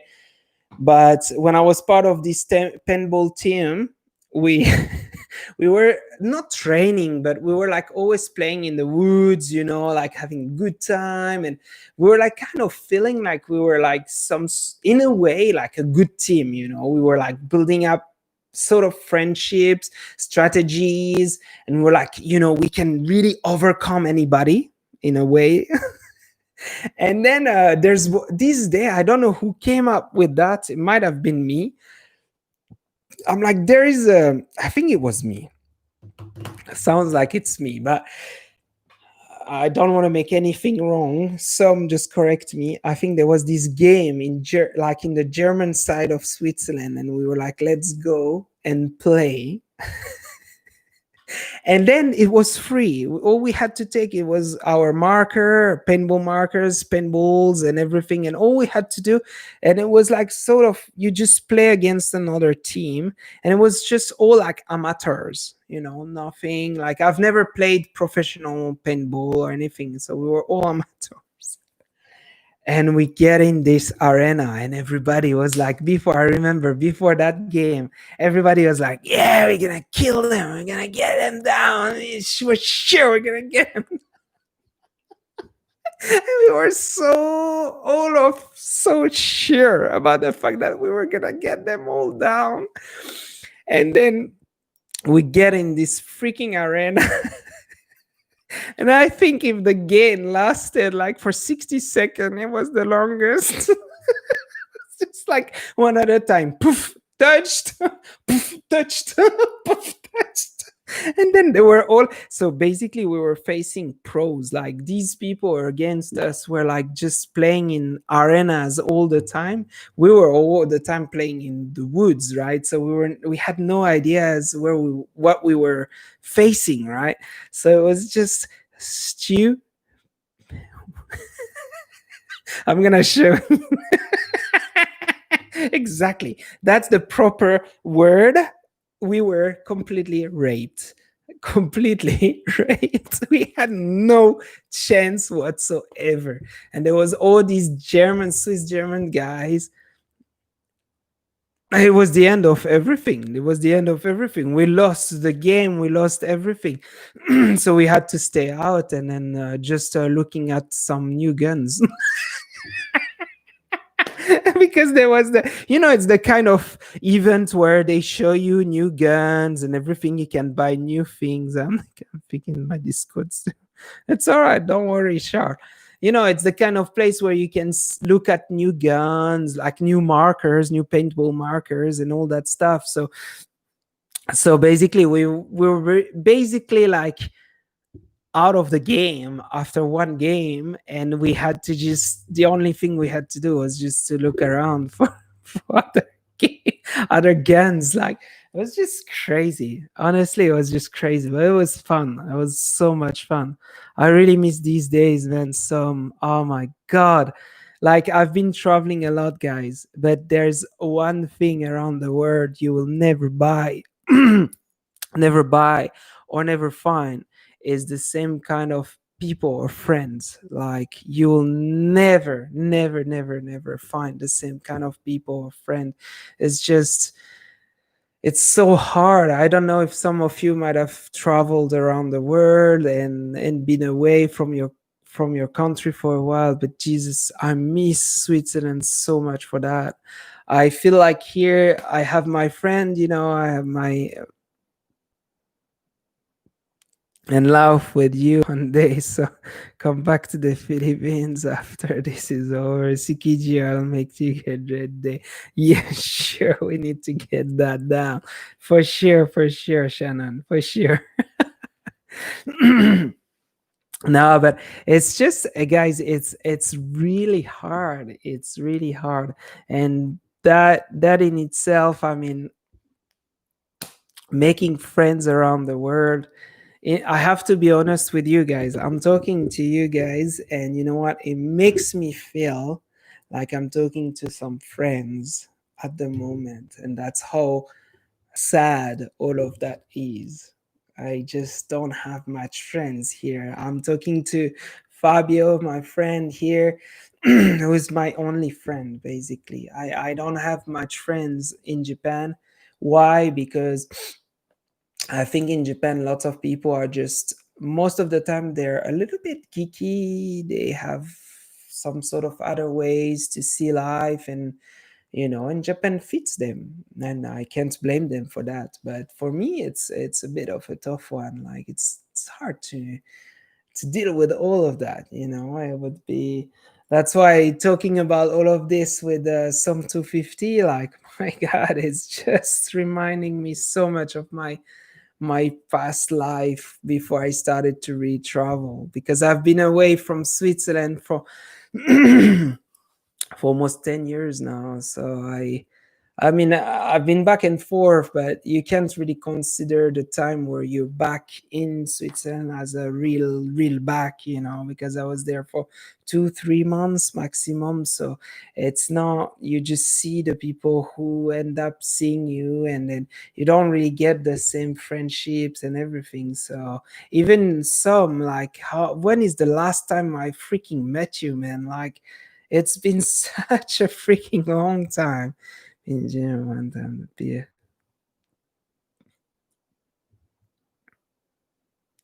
Oh my god! But what kind of beer? If you had a Feldschlossen, I don't agree with you. I like Feldschlossen.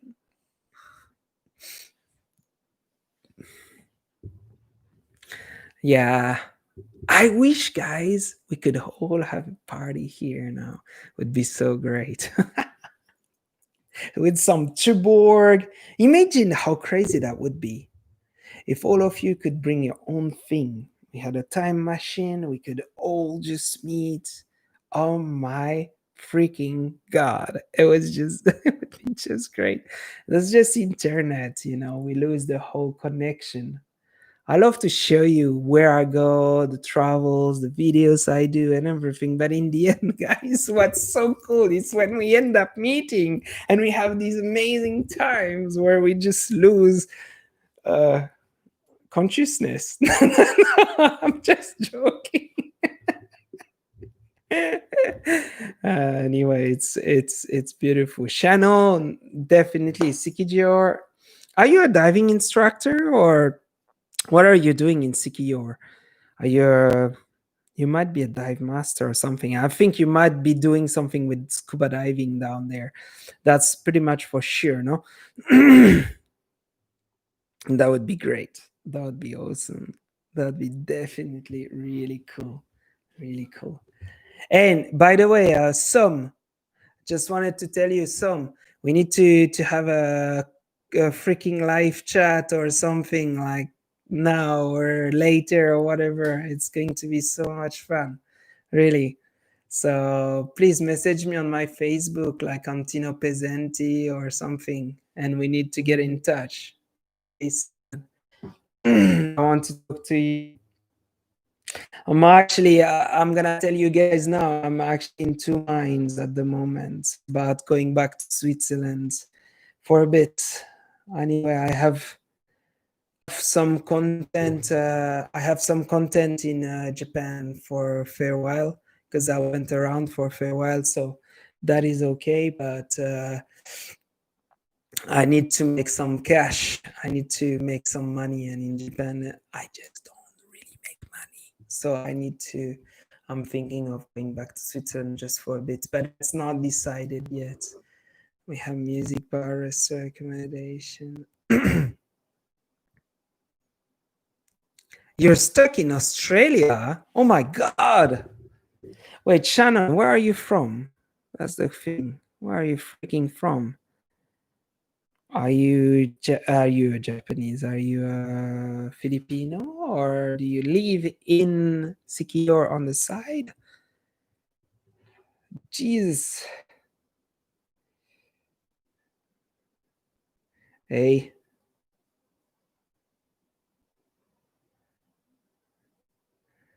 Oh my god. I get some I get some right now. I get some things on on Instagram about the the chat that I'm having right now online. Ah, you're Australian, bro. Great, awesome. Ah, that's cool. So what do you what do you do down there? It would be awesome when we meet up soon and we have a music bar restaurant. Okay, okay. But what do? You just chill in there. You have a girlfriend, wife, or something? Oh man. I talked to Yoko. I talked to Yoko because that's between you. That's between you and me. But I always tell her I would like to go to Australia.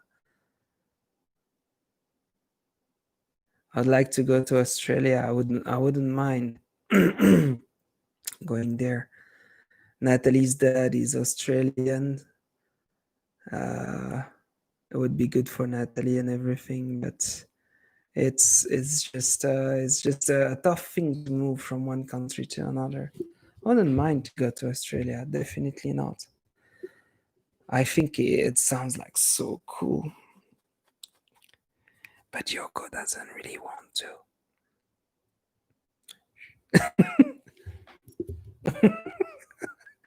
What is this? I don't know what that is. Happily married. Ah, you're married in Australia. Okay, cool. Cool.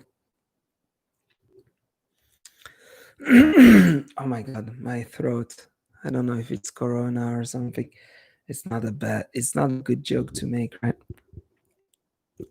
Hey, by the way, talking about that, you guys, because you guys are seven for now from a fair while, which I can pretty much tell that means you guys either did not really mind and left the thing going, or just like what I'm saying, or I don't know, but it's weird. But anyway, between you and me, I'm going to post a video soon about something that hasn't been done in Japan. I talked about it before, but I'm going to do it now. I decided to post a video about me exploring this. It's a laboratory that's abandoned in Japan, but guys, Corona did not start there, but it could have. That's I can put it that way. It's not a way to sell it. I know. I'm not gonna sell it that way in the video. It's between you and me. My God, Corona could have started there because this freaking laboratory nobody has explored it. But damn, it's like wow. It's like you face like some pretty toxic hazardous kind of liquids and stuff. And I went in there, but I took my distance. Really, I took my distance. It was not long ago, so don't worry. There's nothing about me. I'm not spreading the corona around. I had to wait a couple of months because I didn't want to be accused or of anything that could destroy me. That's how bad it is. But you guys are going to see the video and you're going to be shocked. And I'm actually pretty damn like, what the hell is going on with the with the freaking Japanese governments? Because geez, they shouldn't let that go. Really, it's weird. A place like that running still the way it is. My God, guys, it shouldn't happen. It shouldn't freaking happen. It's weird. It's really weird. I don't understand. I don't understand. And it's still going on, and it's like this place has been. I've found it from somebody on Instagram. I was like, I need to go to this place, but it has been discovered not long ago, but it's been abandoned for a fair while. It's crazy, guys, really, and and pretty bad abandoned. Yeah, I don't know how I'm gonna turn the video, but I'm a bit scared. I don't want to be accused of anything that's not up to me, because since that happened, nothing, to me, like nothing was wrong since I went to that place. It was like 2 months ago now. But Jesus Christ, guys, it's bad. You're going to watch the video and think why I'm not sick. It's oh my God. Oh my God. I just when I was in there at one point, I was like, maybe I should just stop the video and don't film it and just keep it for myself. I was just like, maybe I should just denunciate, what was going on and everything. And that's what I'm gonna do in the video, because that's weird. They shouldn't leave it the way it is. And I don't even understand why they would leave in a place like that. But it's gonna come up. It's gonna come out in a month, or in a month, I would say, from now, the video. So happily married. Okay, where are we? If you ever need someone, I'm right on the beach. Oh, great. Always have a place. No COVID jokes. You've always got a place in Australia if you're here. That's cool. Can you surf? I want to surf. pretty badly. I went down to Miyazaki recently, and what is this? Dansk? What the hell? Thank you, Blondina. What? That's crazy. That's amazing. Thank you so much. DKK, that Danske, I don't know what it is, but that's amazing. It's amazing to have the super chat now. It's crazy. It's really cool to have the super chat. That means people can send me money and support me. You know, it means a lot to me. It means a lot because in the end, in this whole YouTube adventure, it's because of people like you, people who help me financially, well, that I basically can keep going, right? If I didn't have you, I would just stick to nothing. And yeah, hey, actually, I need to make a video. Okay, I'm gonna make. Well, you guys are there, so you deserve to know. So since I started, I got monetized a month and a half ago. I made this great video. Great, this video that went pretty well. That was about the how do you call ah the Inunaki, the abandoned tunnel, and I got all in all $60 between the videos I posted. Well, 60. I think it's more like 50.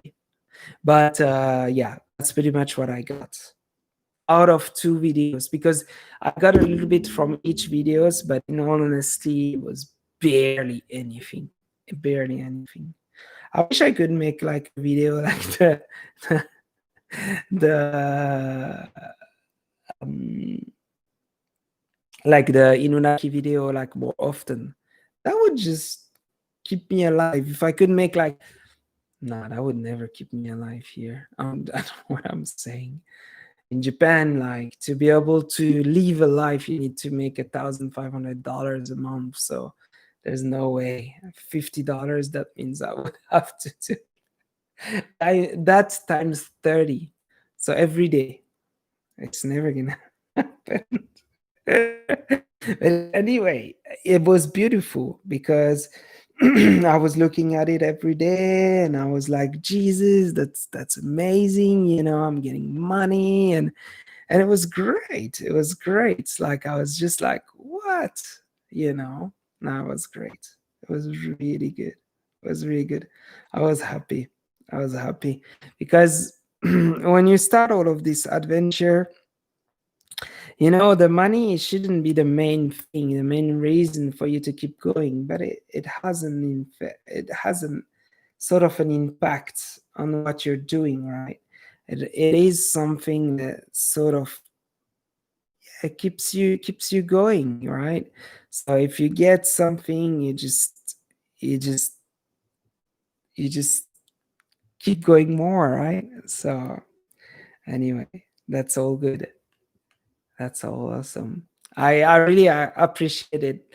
So Dan from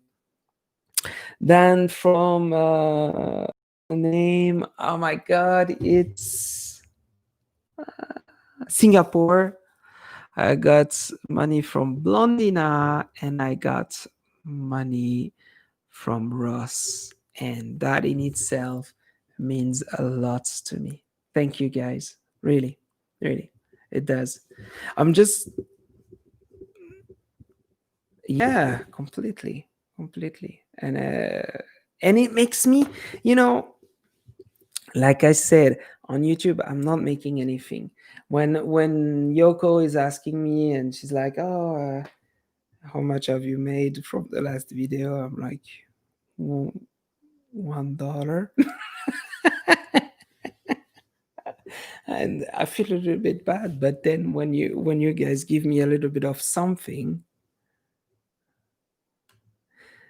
I just feel like, geez, I feel like I got a lot more, you know. I have this I have this guy, what's his name,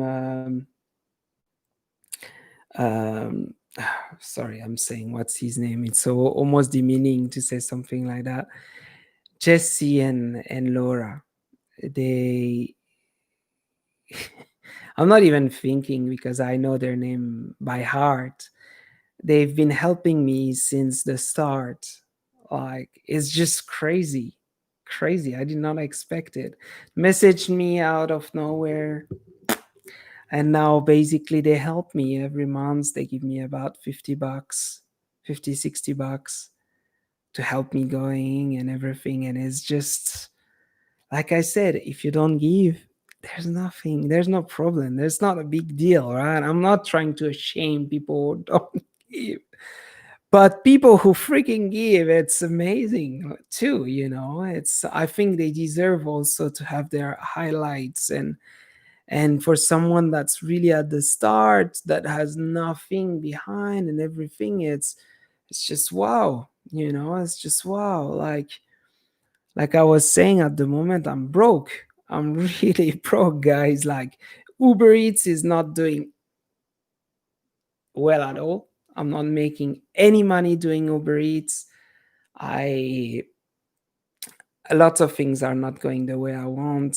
Um, and that's why also I'm considering going back to Switzerland. Because in Switzerland, I know I'm going to be able to make some money. Even if I'm working part time, which I doubt, because usually I'm working full time in Switzerland. But if I'm going back to Switzerland and I'm working full time, I'm gonna be able to pay back all my debt. You know what I mean? Here I'm here I'm gonna have to struggle for like a couple of months or even year, if not, to be able to pay everything back. When here, like I can. When in Switzerland, I'm gonna be able to pay everything back. so, so that's why I'm considering going back to Switzerland. And anyway, going back to the fact that when you guys donate, I love it. I enjoy it. It keeps me running. It just shows that you guys trust in me, and it means a lot. Thank you so much. Money keeps the world going. Check out Traveling Sticks. Eh? I've just uploaded the first. Please be kind. What do you mean? Do you have a channel, Shannon Sullivan? Does that what? Jimmy West, where are you? I am in Japan. And guys, if you haven't yet, please leave a like. Please, if you haven't yet, that would be just great.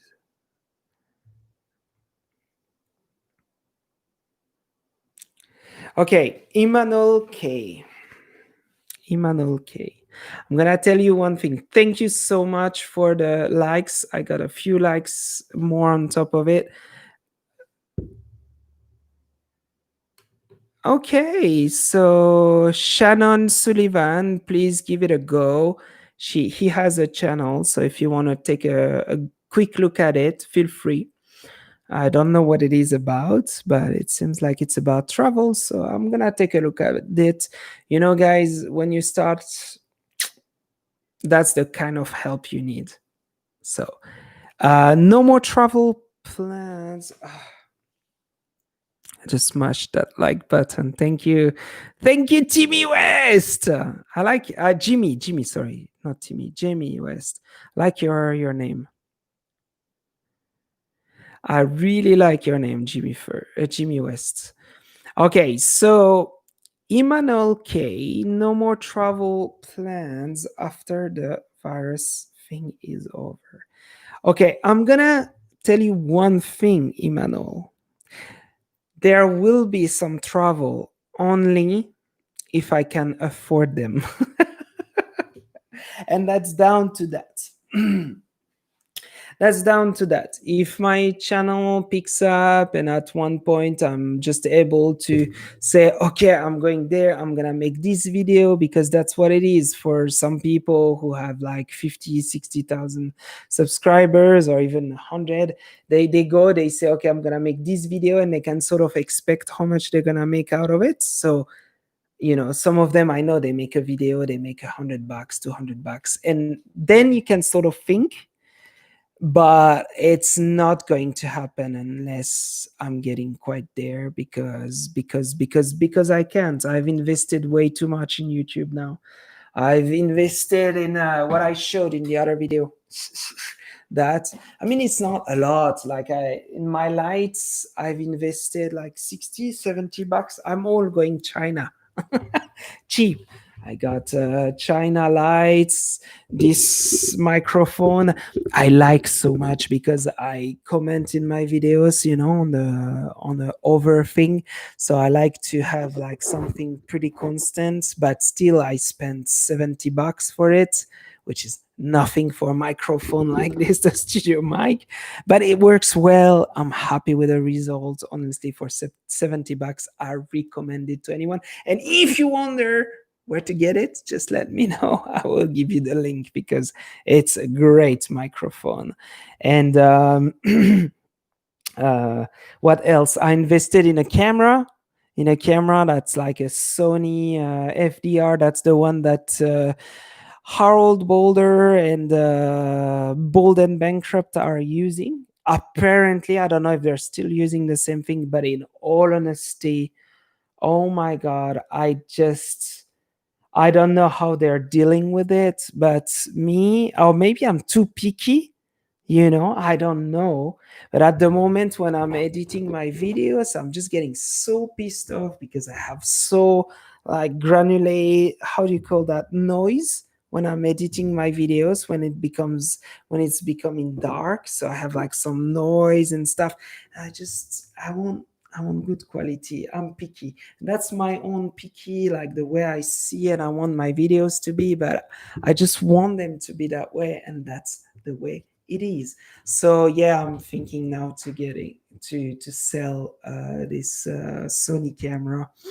But yeah, I've invested a lot. I could dress up a list. I was thinking of making a video, just because I'm actually quite of a cheap YouTuber, if I can say. Like, I started making videos with that. Then I went with a FDR, like the Sony camera. I have just a little bit of lights, this thing. I'm a cheap YouTuber, guys. Really cheap. I'm, I'm like the Now, there could be less. I was gonna say like homeless of the YouTuber. No, no, no, no, no. I would say I'm going cheap. Put it that way. But in the end, you can make still good videos, still okay stuff and everything. But anyway, saying all of this, I've been talking for a long, way too long. I just want to say that I don't want to invest more, and if I can eventually go back to some traveling videos, I would love to. And I would love to do that all the time, going from one place to another and stuff. But you guys forget that these people they do. They do.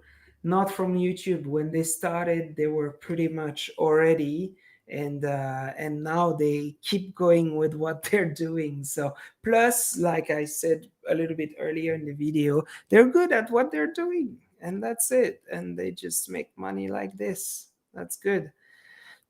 so so yeah, I want to do more travel videos. I love it. I think it's cool. If I could explore some abandoned place in the states, in other countries, even exploring countries in general, I would love to. Actually, I don't care about HQ 4K bits. I know those low resolution works too. They works fine too. I completely agree with you, Blondina. I completely agree with you. They work too. It's it's it's it's true. It's true. But now, that being said, I think if I wanted to I think nowadays, okay, let's talk about Mark Robert. Some of you might know Mark Robert. Mark Robert is a very famous YouTuber nowadays. He's getting on average 27 million views per video. It's crazy, only saying it. And what I want to say is, he's just hitting what people want to see. That's what we want. Quality is not important, sound is important. And that's also what I wanted to work towards. That's why I got this one, because I think sound is very important. Hey, Wombat! We have Wombat from Kyushu Travel. Welcome. So Kyushu Trail, if you guys might see in the comment section, this guy, we've been planning to go for a trip, for a hike together. And the first time Natalie got sick and I had to stay to take care of her. Second time, the conditions were a bit rainy, but it's going to happen. I'm gonna go. This guy is the guy to watch if you guys ever want to go and hike in Japan. He's telling you everything you need, like especially in Kyushu, because like his channel is Kyushu Trail, right? he's this guy I like because he doesn't speak too much, but it's deep. It's deep. It's like he's just letting things go, relaxing. And if you guys want to go around Japan, chill, walk, like hike, he's the guy. He is the guy. Really. He is the guy. He has the thing. I mean, we can feel he has the passion. And there's nothing better than that, right? When we follow someone online, we need to follow someone that has the passion, someone that wants to show you what it is, right? What the whole thing is, and that's what he's doing. So a video is gonna come up some days. We haven't been lucky enough to be able to just to go for that hike, but it's gonna happen for sure. I'm really looking forward to meet you, Wombat. So yeah, so going back to the quality of our my videos, yeah, I mean, I agree that it doesn't have to be 4K. I agree with you. I agree with you. But still, when you edit a video and then you when you edit a video, you don't want to show something to the people who are watching you that is just like limited, right? You don't want to show something that has like, I don't know how to explain, but if you're going to the dark, for example, you don't want it to be full of noise. More noise in a camera means like you can see like a little dots sort of thing. Like it gets like really bad the quality, and that in itself I don't like it. Personally, I don't like it. I like to be able to get the best. Yeah, so I'm posting my videos on 1080 and I'm trying to stick to 1080 because I don't want to go over 1080. Why? Because 4K, guys, oh my god. People who are doing 4K videos, oh my freaking god. If Wombat is still there and watching us, you can tell us if what you think about 4K. It's just ridiculous the amount of space you take. It's like 4 or 5 times the normal space.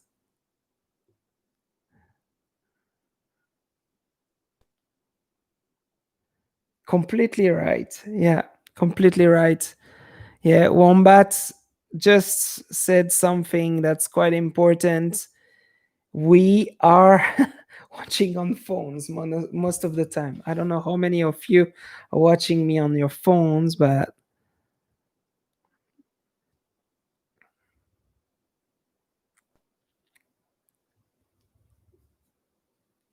720, yeah.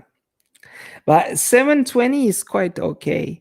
And you know, I was surprised a lot of the time, even when I watch Netflix, I was looking into it and I realized that I watched like in a very bad quality. So no, the quality is not really what matters. But in the end, you still need this kind of Camera, that's the thing. I know that Wombat is using a GoPro though. I think you're using a GoPro if I remember well. I personally use the phone and the other one, the Sony. That's working pretty okay. It's like the one they're using. I mean, like it's amazing when you think that they're making like Harold Boulder and Bolden Bancroft.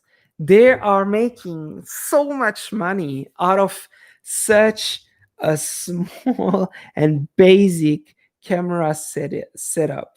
It's just crazy. These people, they're just so good in what they're doing. Really, they are. They are. I wish I could be as interesting. Yeah. Yeah, same here. About same here. About same here. Yeah, guys. If you like what's going on here around Fukuoka, me and Kyushu Trail, and there's also come to Japan. Just come to number two, Japan. The We are the guys of Fukuoka when it comes to nature, if I can say.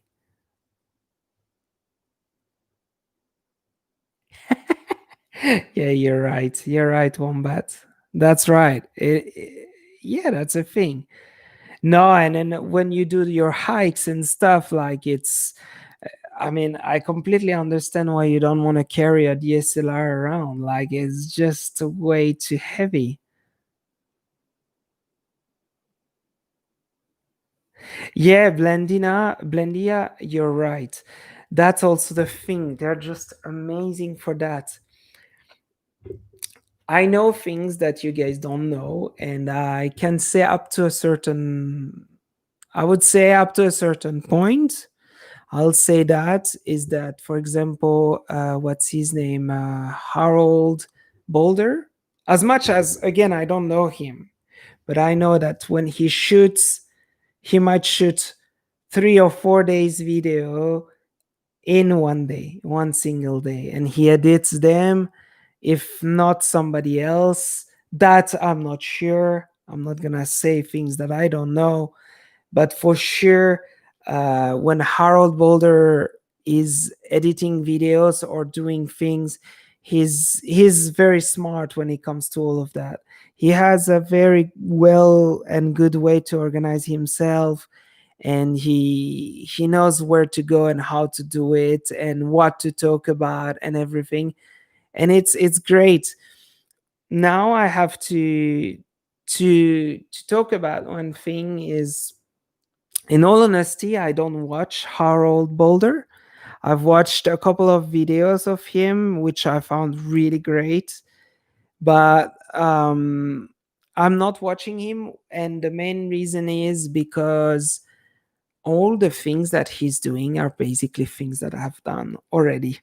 And not video wise, like I haven't filmed those things, but the things that he's doing, approaching a person for one thing or another in one country or another, the kind of, before I started YouTube, I traveled for 10 years, and I was doing basically what he's doing on video pretty much every day. So not that it is not interesting, it is very interesting. And when I was in the Philippines, I was trying to film the same sort of thing, but I have to admit with you guys, I did not really enjoy filming those kinds of things. Why? Because it wasn't me, because it wasn't the kind of thing I wanted to film, because I was in Thailand, in the Philippines, and I felt like it was the kind of thing that I had to film.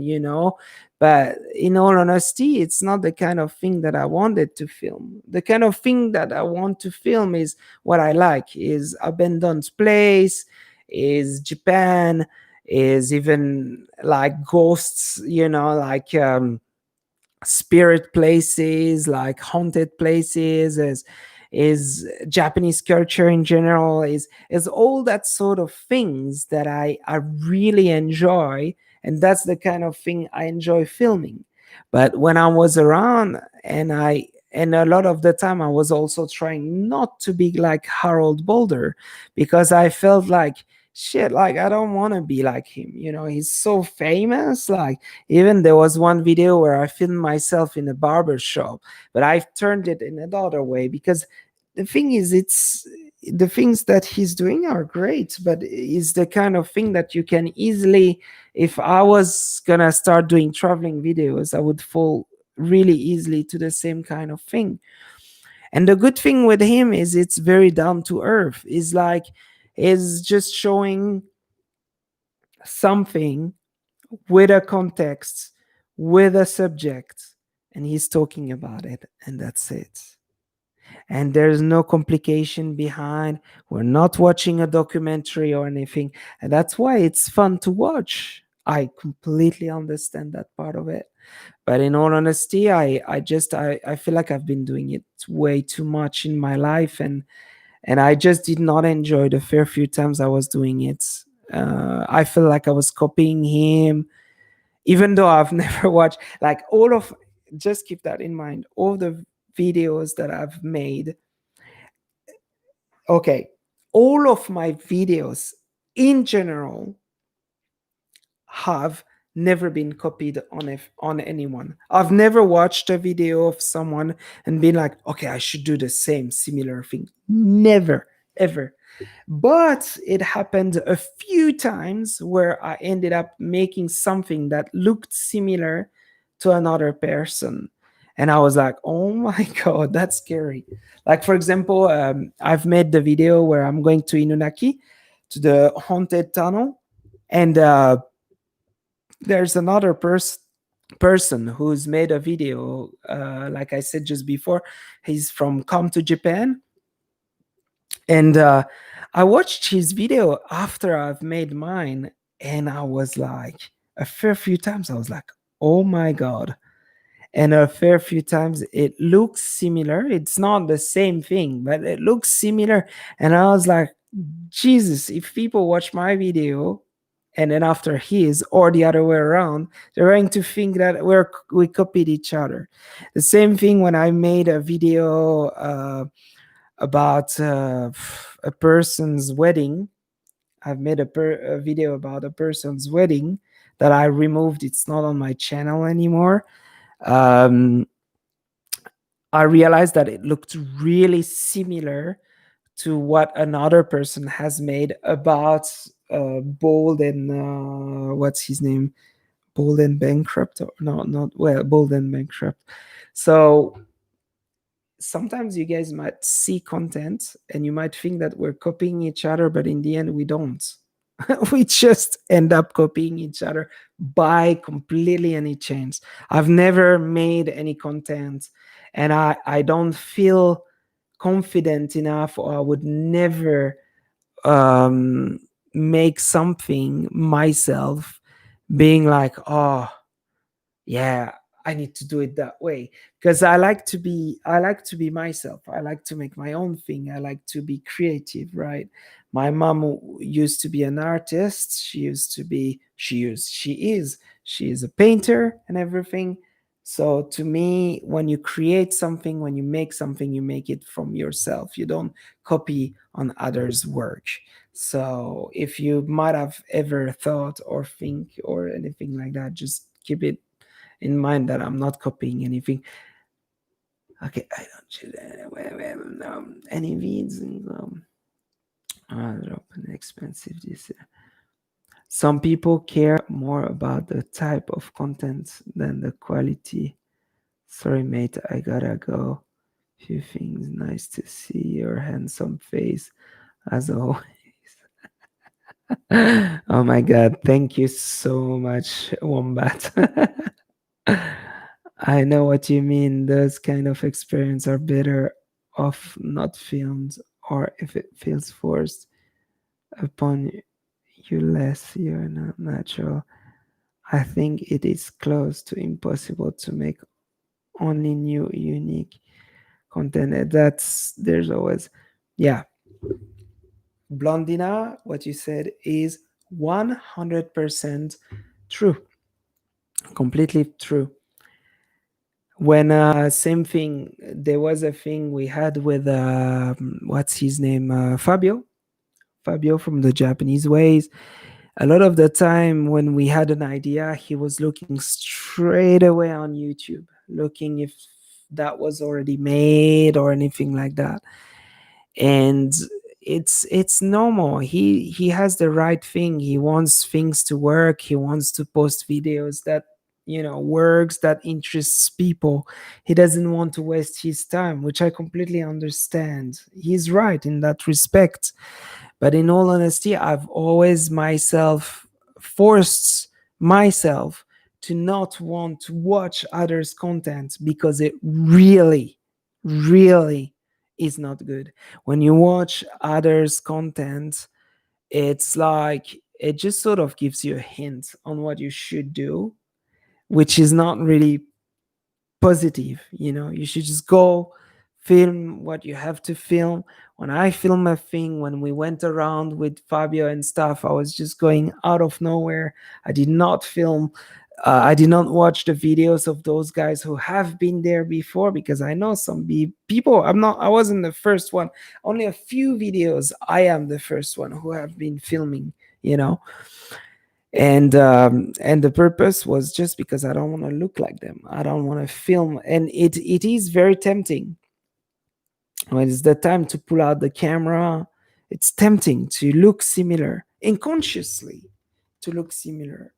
And I don't want to look similar to anyone. I want to be myself. I want to be the unique person who's doing it the way is doing it, and that's important.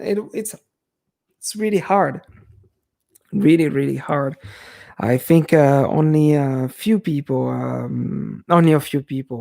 No, it's not right.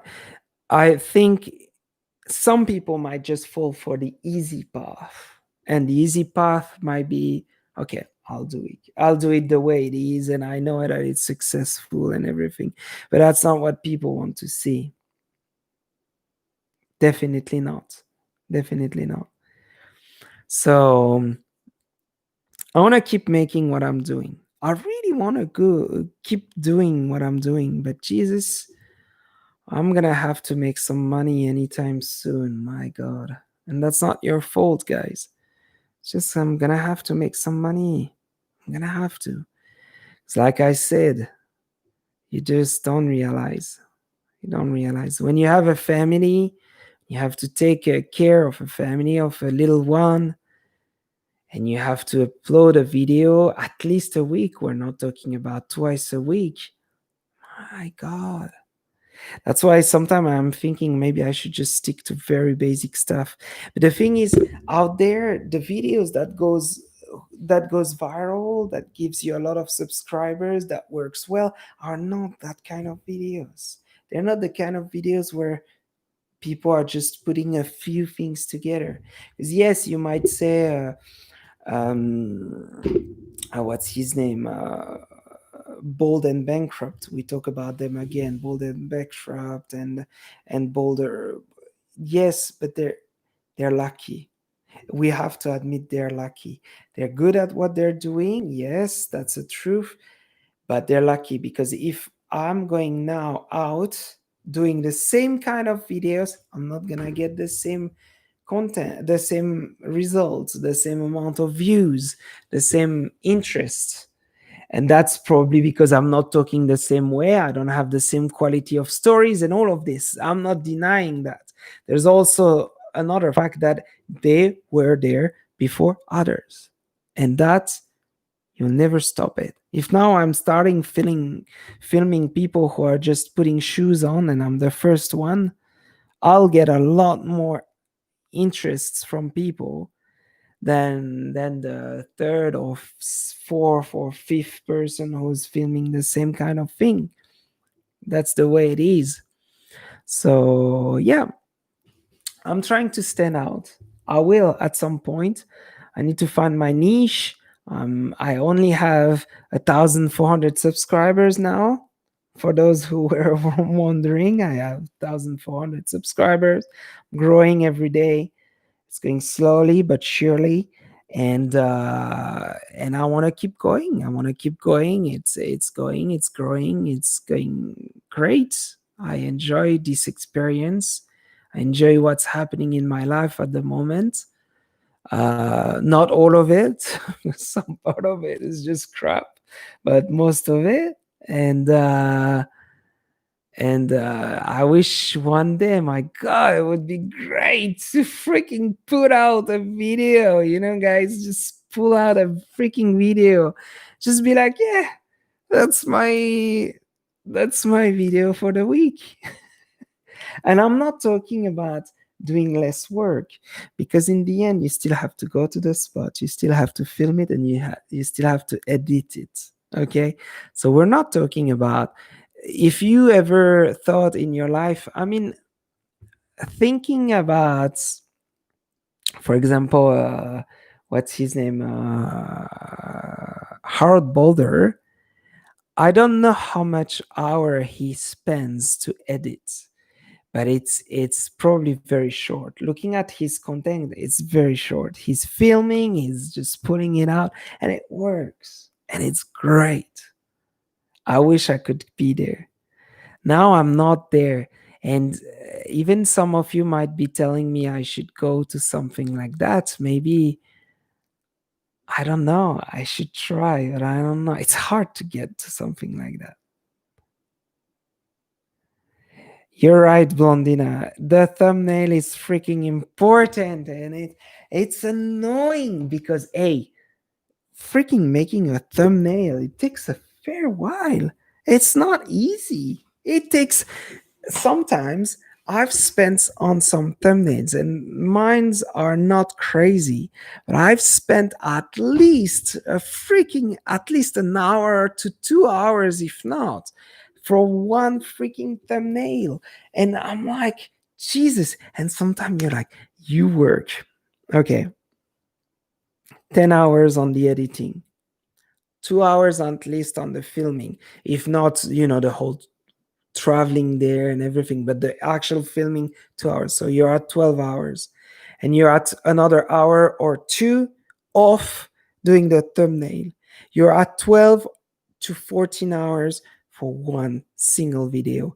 And when I say that to you guys, some of my videos might have been less, might have been like 6 hours, 7 hours, but I would say my videos recently take took a lot, around 10 to 12 hours. Why is that? Because I'm also learning. I'm learning to use a program. I'm changing the colors of my videos, the colors of who I am, who I show, well, who I come out in the video, because it's a lot more. uh, I just enjoy videos. Like, I'm a video kind of guy. I just, some people in life, they like books, they like to imagine, right? So if you talk, I guess it's fine for them, but I'm not a talking kind of guy. I don't have the speech that goes behind me. I like to work behind images, and honestly, I'm quite behind. I have so much more I can do, so much more to get the whole thing, the whole bowl, like when I see sometimes like those drones and everything, I just feel like nowadays with the drones, I'm very limited with the drone that I have. I can already do something amazing. Okay, really, I can do something amazing, but I could do so much more with another drone. And it's this sort of envy to always get more, that it's not good, it's not positive. So now I need to stick to that, refrain myself from getting crazy and buying stuff, because in the end I haven't bought that much stuff. Like I said, this microphone, a little bit of light, but the investment in the end was like no more than $300. Like, we're not talking about anything crazy. The camera, I got it because I sold another previous camera that I had, another water camera that I had before. So in the end, I haven't really spent much. But guys, Jesus, you can do amazing things when it comes to video editing and everything. Like, wow, it's just crazy. The information you can transmit, how much you can make people happy towards a few images. It's just wow. I love it. I just like to feel it, and I like to transmit it if I can. So I think it is close to empathy. Okay. Wish you good success. Thank you, Ethan. Um, and the thumbnail for the video, yes, completely. Collab with other YouTubers. I got to know you because of 10K. Yeah.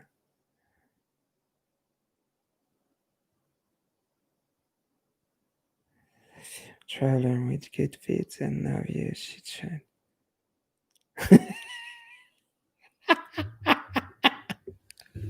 Yes, okay. I like your comments. It's awesome. It gives you me.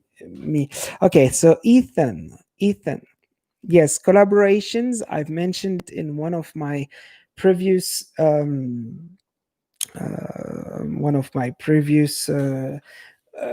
live stream. They're good up to a certain extent. Why? It is actually quite destructive in the end. Why? Because okay, let's say Ethan, you ended up, you're still here, and I don't know if you're watching my content, which is great if you're doing it, if you do so. But now, most of the people who are watching uh Tim, honestly, I mean, my content and Tim's content are like, we're talking about two different words, right? He's talking about his life in the Philippines with his wife, who's a bit younger, who's quite a bit younger than him. We're talking about complete different, like, I'm talking about Japan, about things that we can explore and everything. So total different things. Now, if I get subscribers from him, which is what happened in some case, and some of his subscribers are still there, and it's awesome, but it's only a few. He's got like nearly 100,000 subscribers now. In all honesty, he's out of 100,000 subscribers. I think I got maybe 40 or 50 subscribers out of him who are legitimate, who are people who are going to be happy to watch my content, who are still watching my content. I had even some people who were watching my content where I was in the Philippines and everything, but as soon as I left, they stopped watching my content. So people who are still liking me even though I left the Philippines, I left the whole context and everything, are just a few. And in all honesty, yes, um, collaborating is good, but you have to collaborate with the right people, the people who are doing the same thing that you do, or at least people who are in the same context. And Tim, yes, you met me and like this, and it's awesome that you're here, and you're one of the only one, trust me, because as soon as I got back in Japan, oh my god, I went down to each videos I was posting, which a lot I was each of my videos were very simple compared to what I'm doing now. A lot of less editing. I was spending 5 to 6 hours on each videos. I was making nearly 1,000 views on each of them, which was awesome. Helped me to start, helped me to get the watch time I needed to get monetized in the end. But the truth out of all of that is that it's not what helps you to really become a YouTuber, to get an audience and all of that. It just helps you to get the Team helped me to get my 4,000 hours of watch time and my 1,000 subscribers, which helped me to get monetized. And that's already a big step, but that's it. Now I'm on my own. I just have to, like a little child, to get growing from where I am. The other hand of all of that is that the problem with all of that is a lot of them might have, and that's the thing now. That's why I'm thinking of creating another channel. I'm really close to create another channel. I'm saying so many things during that live chat. Anyway, it's 3 hours long. Like, people are not going to pick all of it. I just wanted to keep some secrets, but I'm just talking about it here and there. Is that I'm planning to make another channel. Why? Because you know what?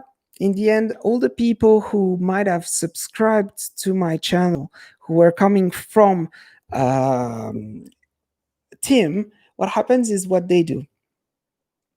I post a video about an abandoned place. They go, see the thumbnail, because they're subscribed, right? So it pops up to their thing. Sometimes they even have the notification, because it's quite crazy. 30% of my subscribers have the bell on. Okay, the bell. That means that each time I post a video, they'll get a notification. It's pretty high. Okay, what happens is these people, some of them were still back from Tim's web. Okay, so they go on my video, they're like, obviously I'm not making content about the Philippines, I'm not making content about my life with a girl or anything like that. I'm just making content about Japan, which is something entirely new, something that they haven't really subscribed for, obviously. And you know what? They watch my video 1 minute. And you know what happens? Me, and that's how it happens on YouTube, is when you post a video, and that's why I can't say it that way because it sounds too pretentious. But if all of you who were watching my videos were watching the video in its entire length, which is might be the case, but I know that it's not the case of most of you. Sometimes it's just because you have something else to do. You click on it, oh, I have something else to do, and you end up watching the video afterwards. But in the end, the whole thing coming out of all of that is that if somebody watch my content, not even after 30 seconds, they quit. It just breaks my video down. It just breaks it down. That's the way YouTube works now. They just look out of your subscribers. So yes, it's good to have subscribers from Tim, but if most of them just they click on my video because they're like, the thumbnail is kind of interesting, and they just leave because it's not interesting, which obviously I know most of them probably don't like my content. Most, I'm not saying all, most, because in the end, what I'm doing is nothing related. Again, we're getting back to that. So if they just leave from my video, what happens is just it puts my video down. So in the end, yes, I gained subscribers from that collaboration with him, but it's not helping me out as much as I would have expected. I didn't know it at that time. I didn't know. I thought it was different. I thought things were different. But now it's the truth. Now it's, if people watch my video, they click on it, that's one thing. If they click on it, it means people, they saw my thumbnail, they think it's interesting, okay, they watch on it. So that's a plus for me. If they watch my video in its entire length, it's another plus. If they watch it up to 70, 60%, 70%, it's kind of good, but it's not the best. Keep in mind, someone who's watching a video, usually when you're interested, when it's an interesting video, we talk about that, we think about that. You watch the video at least up to 80 to 90%, right? You don't quit after 40%. 40% means video, it's not interesting. That's how YouTube's algorithm works. So they see my video and they're like, okay, well, and then I get a few clicks like that, and that's what happens in a lot of the time.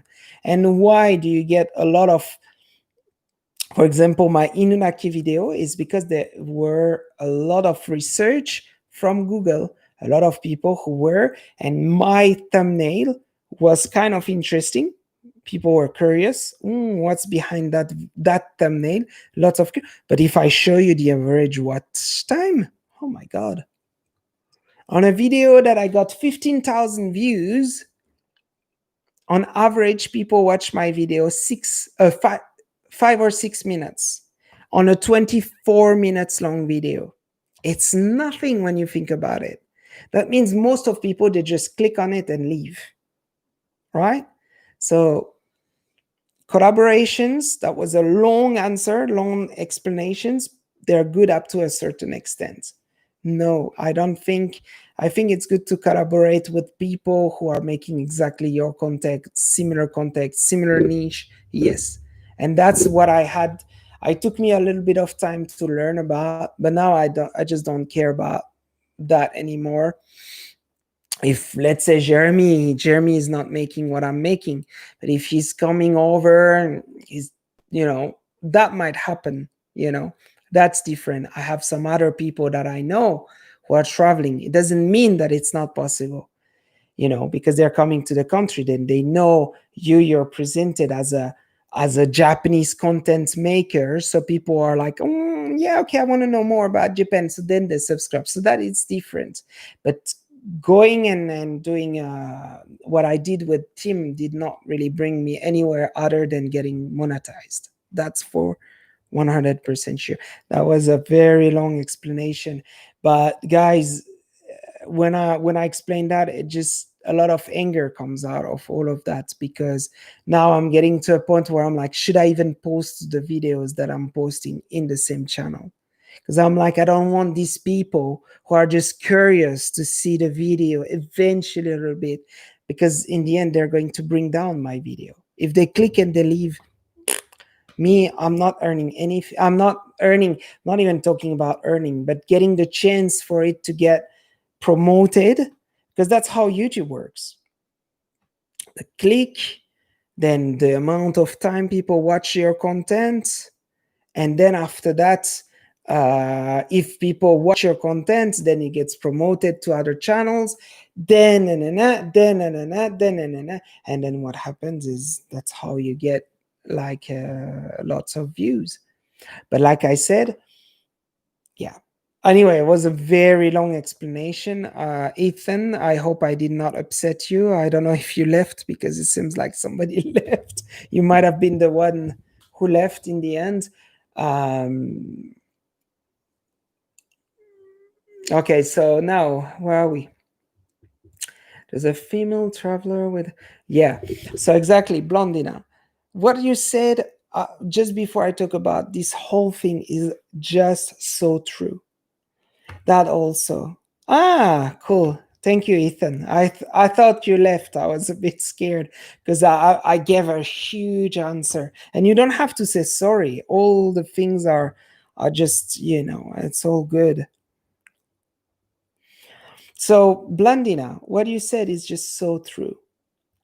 It's amazing the amount of YouTubers. At some point we were down to that point with Yoko. We were like, should you? I was like telling Yoko, I was like, should I put you on bikini on the? You know what I mean? Like, I was like, but the thing is, it's down to that point. So many people are just attracted to that. They go on YouTube because they go and they see, okay, well, there's a bikini, there's a girl that's cute and everything. And Jeremy told me a fair few times. He told me, man, in your thumbnail, you need more girls. He's right. But on the other hand, he's wrong. Why? He's right when it comes to click. People would click on it a lot more. On the other hand, do I want to have lots more girls in my freaking thumbnails? No, I'm not becoming a bitch of the, sorry to say bitch, but I'm not becoming a bitch of the system. I'm doing YouTube because I love editing. I love making movies. I love being there for what I'm doing now. And I don't want to freaking put a, like, I'm going to an abandoned place. I know some guys, they're doing abandoned place and they put a freaking girl like half naked in the middle. I'm like, I'm freaking going to an abandoned place. I don't want to see a freaking half naked girl. I can go on you porn or whatever. If I need something like that, I can go on whatever I need. I don't need. This is the same thing on Instagram. I'm going on Instagram suggestions. I'm full of girls in yoga pants and your girls in training, and I'm like, And then I asked Yoko, and she's like, "Oh, it's probably because you like that sort of thing." No, it's not. I'm not searching for yoga pants, girl. Like I might have clicked a few of them because they look good. Like some of them are quite cute, and I can't deny it. It's the way it is. But Jesus, like that's how down we are. It's just anyway. Revolt, revolt, revolt. And Blondina, yeah, so what you said about this female, yes, if you're female, you start Blondina, trust me, put a bikini on, film yourself, you're gonna be a celebrity very soon. That's how it works now on YouTube. um, about what you said about the ad block, in all honesty, yes, what you say is true, but not completely. Why? Because in all honesty, when you're on YouTube, most of the YouTubers nowadays, they're not making money out of, only a few of them. Like I know that some that I know, some YouTubers, they're making money out of the ads that they're putting on their videos.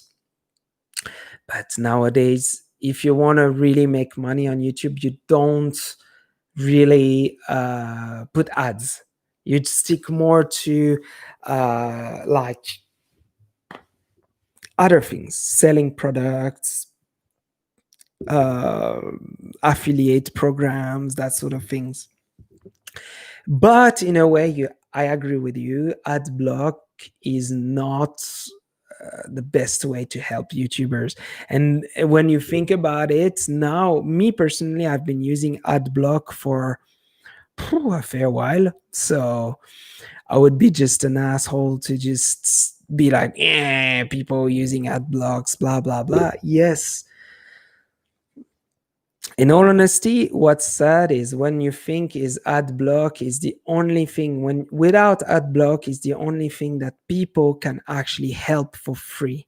A person that's getting started. I'm not talking about this guy that has millions of subscribers. Like that person like doesn't really need in the end. If you had ad block, doesn't care.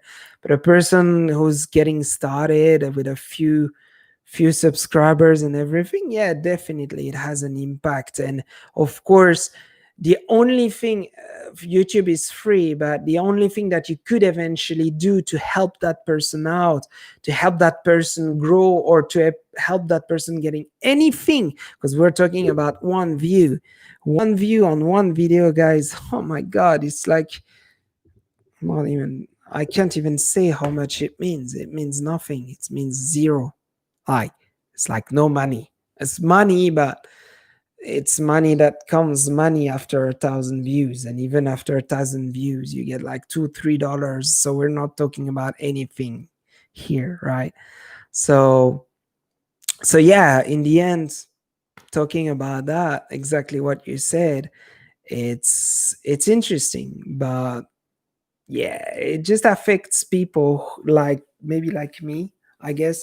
But even people like me, if I make a video that only gets, I don't know, like 1,000 to 2,000 views, what is it going to give me? Nothing. I'm gonna get what, $5 out of 2,000 people watching my video, and the ad blocks minus, but you know what I mean.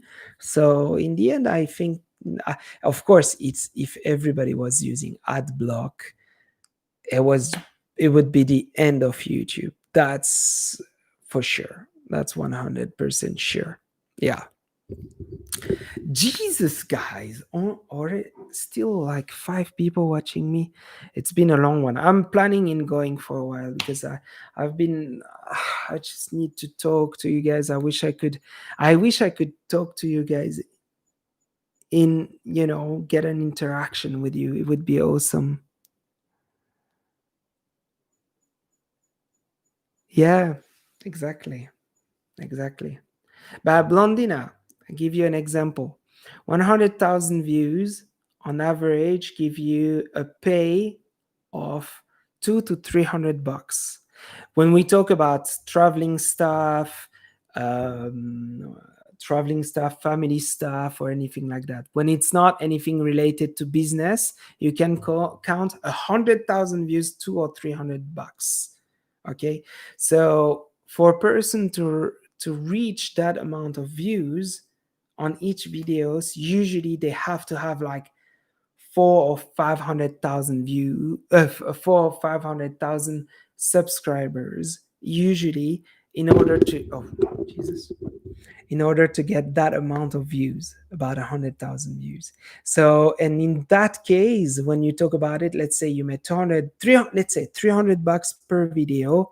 In most of the countries, if you want to be able to make enough money with that amount, you have to post at least 8 to 10 videos to make $3,000 a month. That's divided by the 4 weeks that you have per month, right? So which means 2 videos to 3 videos. Okay, so that gives you an idea on how hard this whole thing can be. And of course, if you're living in a third world country like a lot of people do, who are doing YouTube, then that's fine. I mean, if I was in the Philippines and I was earning like a grand, $1,000 a month, I'd be like living the life. $1,000 a month in the Philippines is more than enough. In Japan, it's like living misery. You need at least double to triple that to be able to earn enough. So that gives you an idea. But a lot of people don't know that about YouTube. So that's why people sells t-shirts. That's why when you watch a video, like people are like, look down in the description below because you would do it.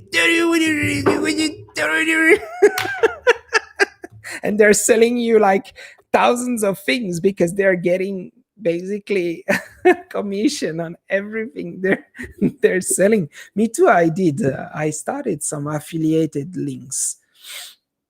So if you click, no, the thing is, so far it hasn't really been working because it's only in Japan, and most of my people are from other countries, right? Ah, don't worry, don't worry. It's all good. It's all good. All right, guys. Um, I'm gonna have. I'm gonna keep going. I feel like keep going. I will see where we get. It's been 23. Usually, I get a few more people around that time, and it's because it's just like the time change. I'm gonna go just serve myself another drink.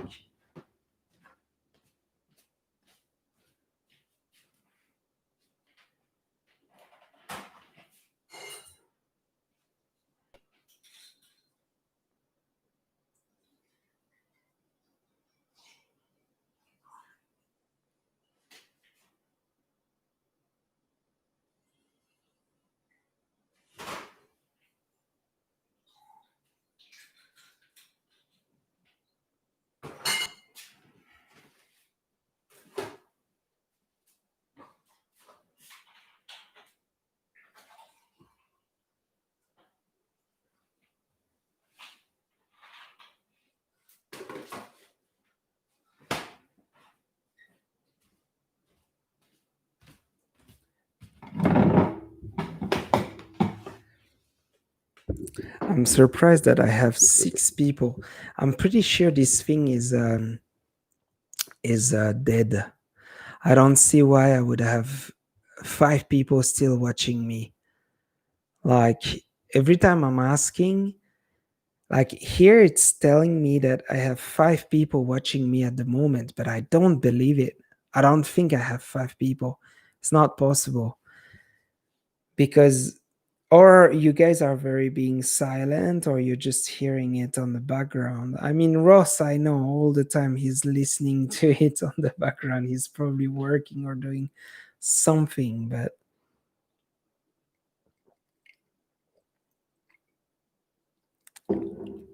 that will so far be my longest live stream. I've complained a bit too much, hey? I've been complaining for almost 30 minutes to Blondina to the point where she wanted to just take off and go. No, it's just I think some people might not know, but it's just, you go through that sort of thoughts and it just keeps back and forth, coming back and forth, and you're thinking about it. You're like, I wish it wasn't like that. That's why when she asked me that, I gave her a bit of a long answer, because in the end, that's the kind of thing, when you get started with that sort of thing, you just don't stop. You get upset and everything. So anyway, it seems like the chat is a bit dead. So I'm thinking about just like stopping it. I don't know if there is anybody who might have any question or anything that would just sort of rebound, if I can say, on the live. Otherwise, I'm just gonna end this live chat. Yeah.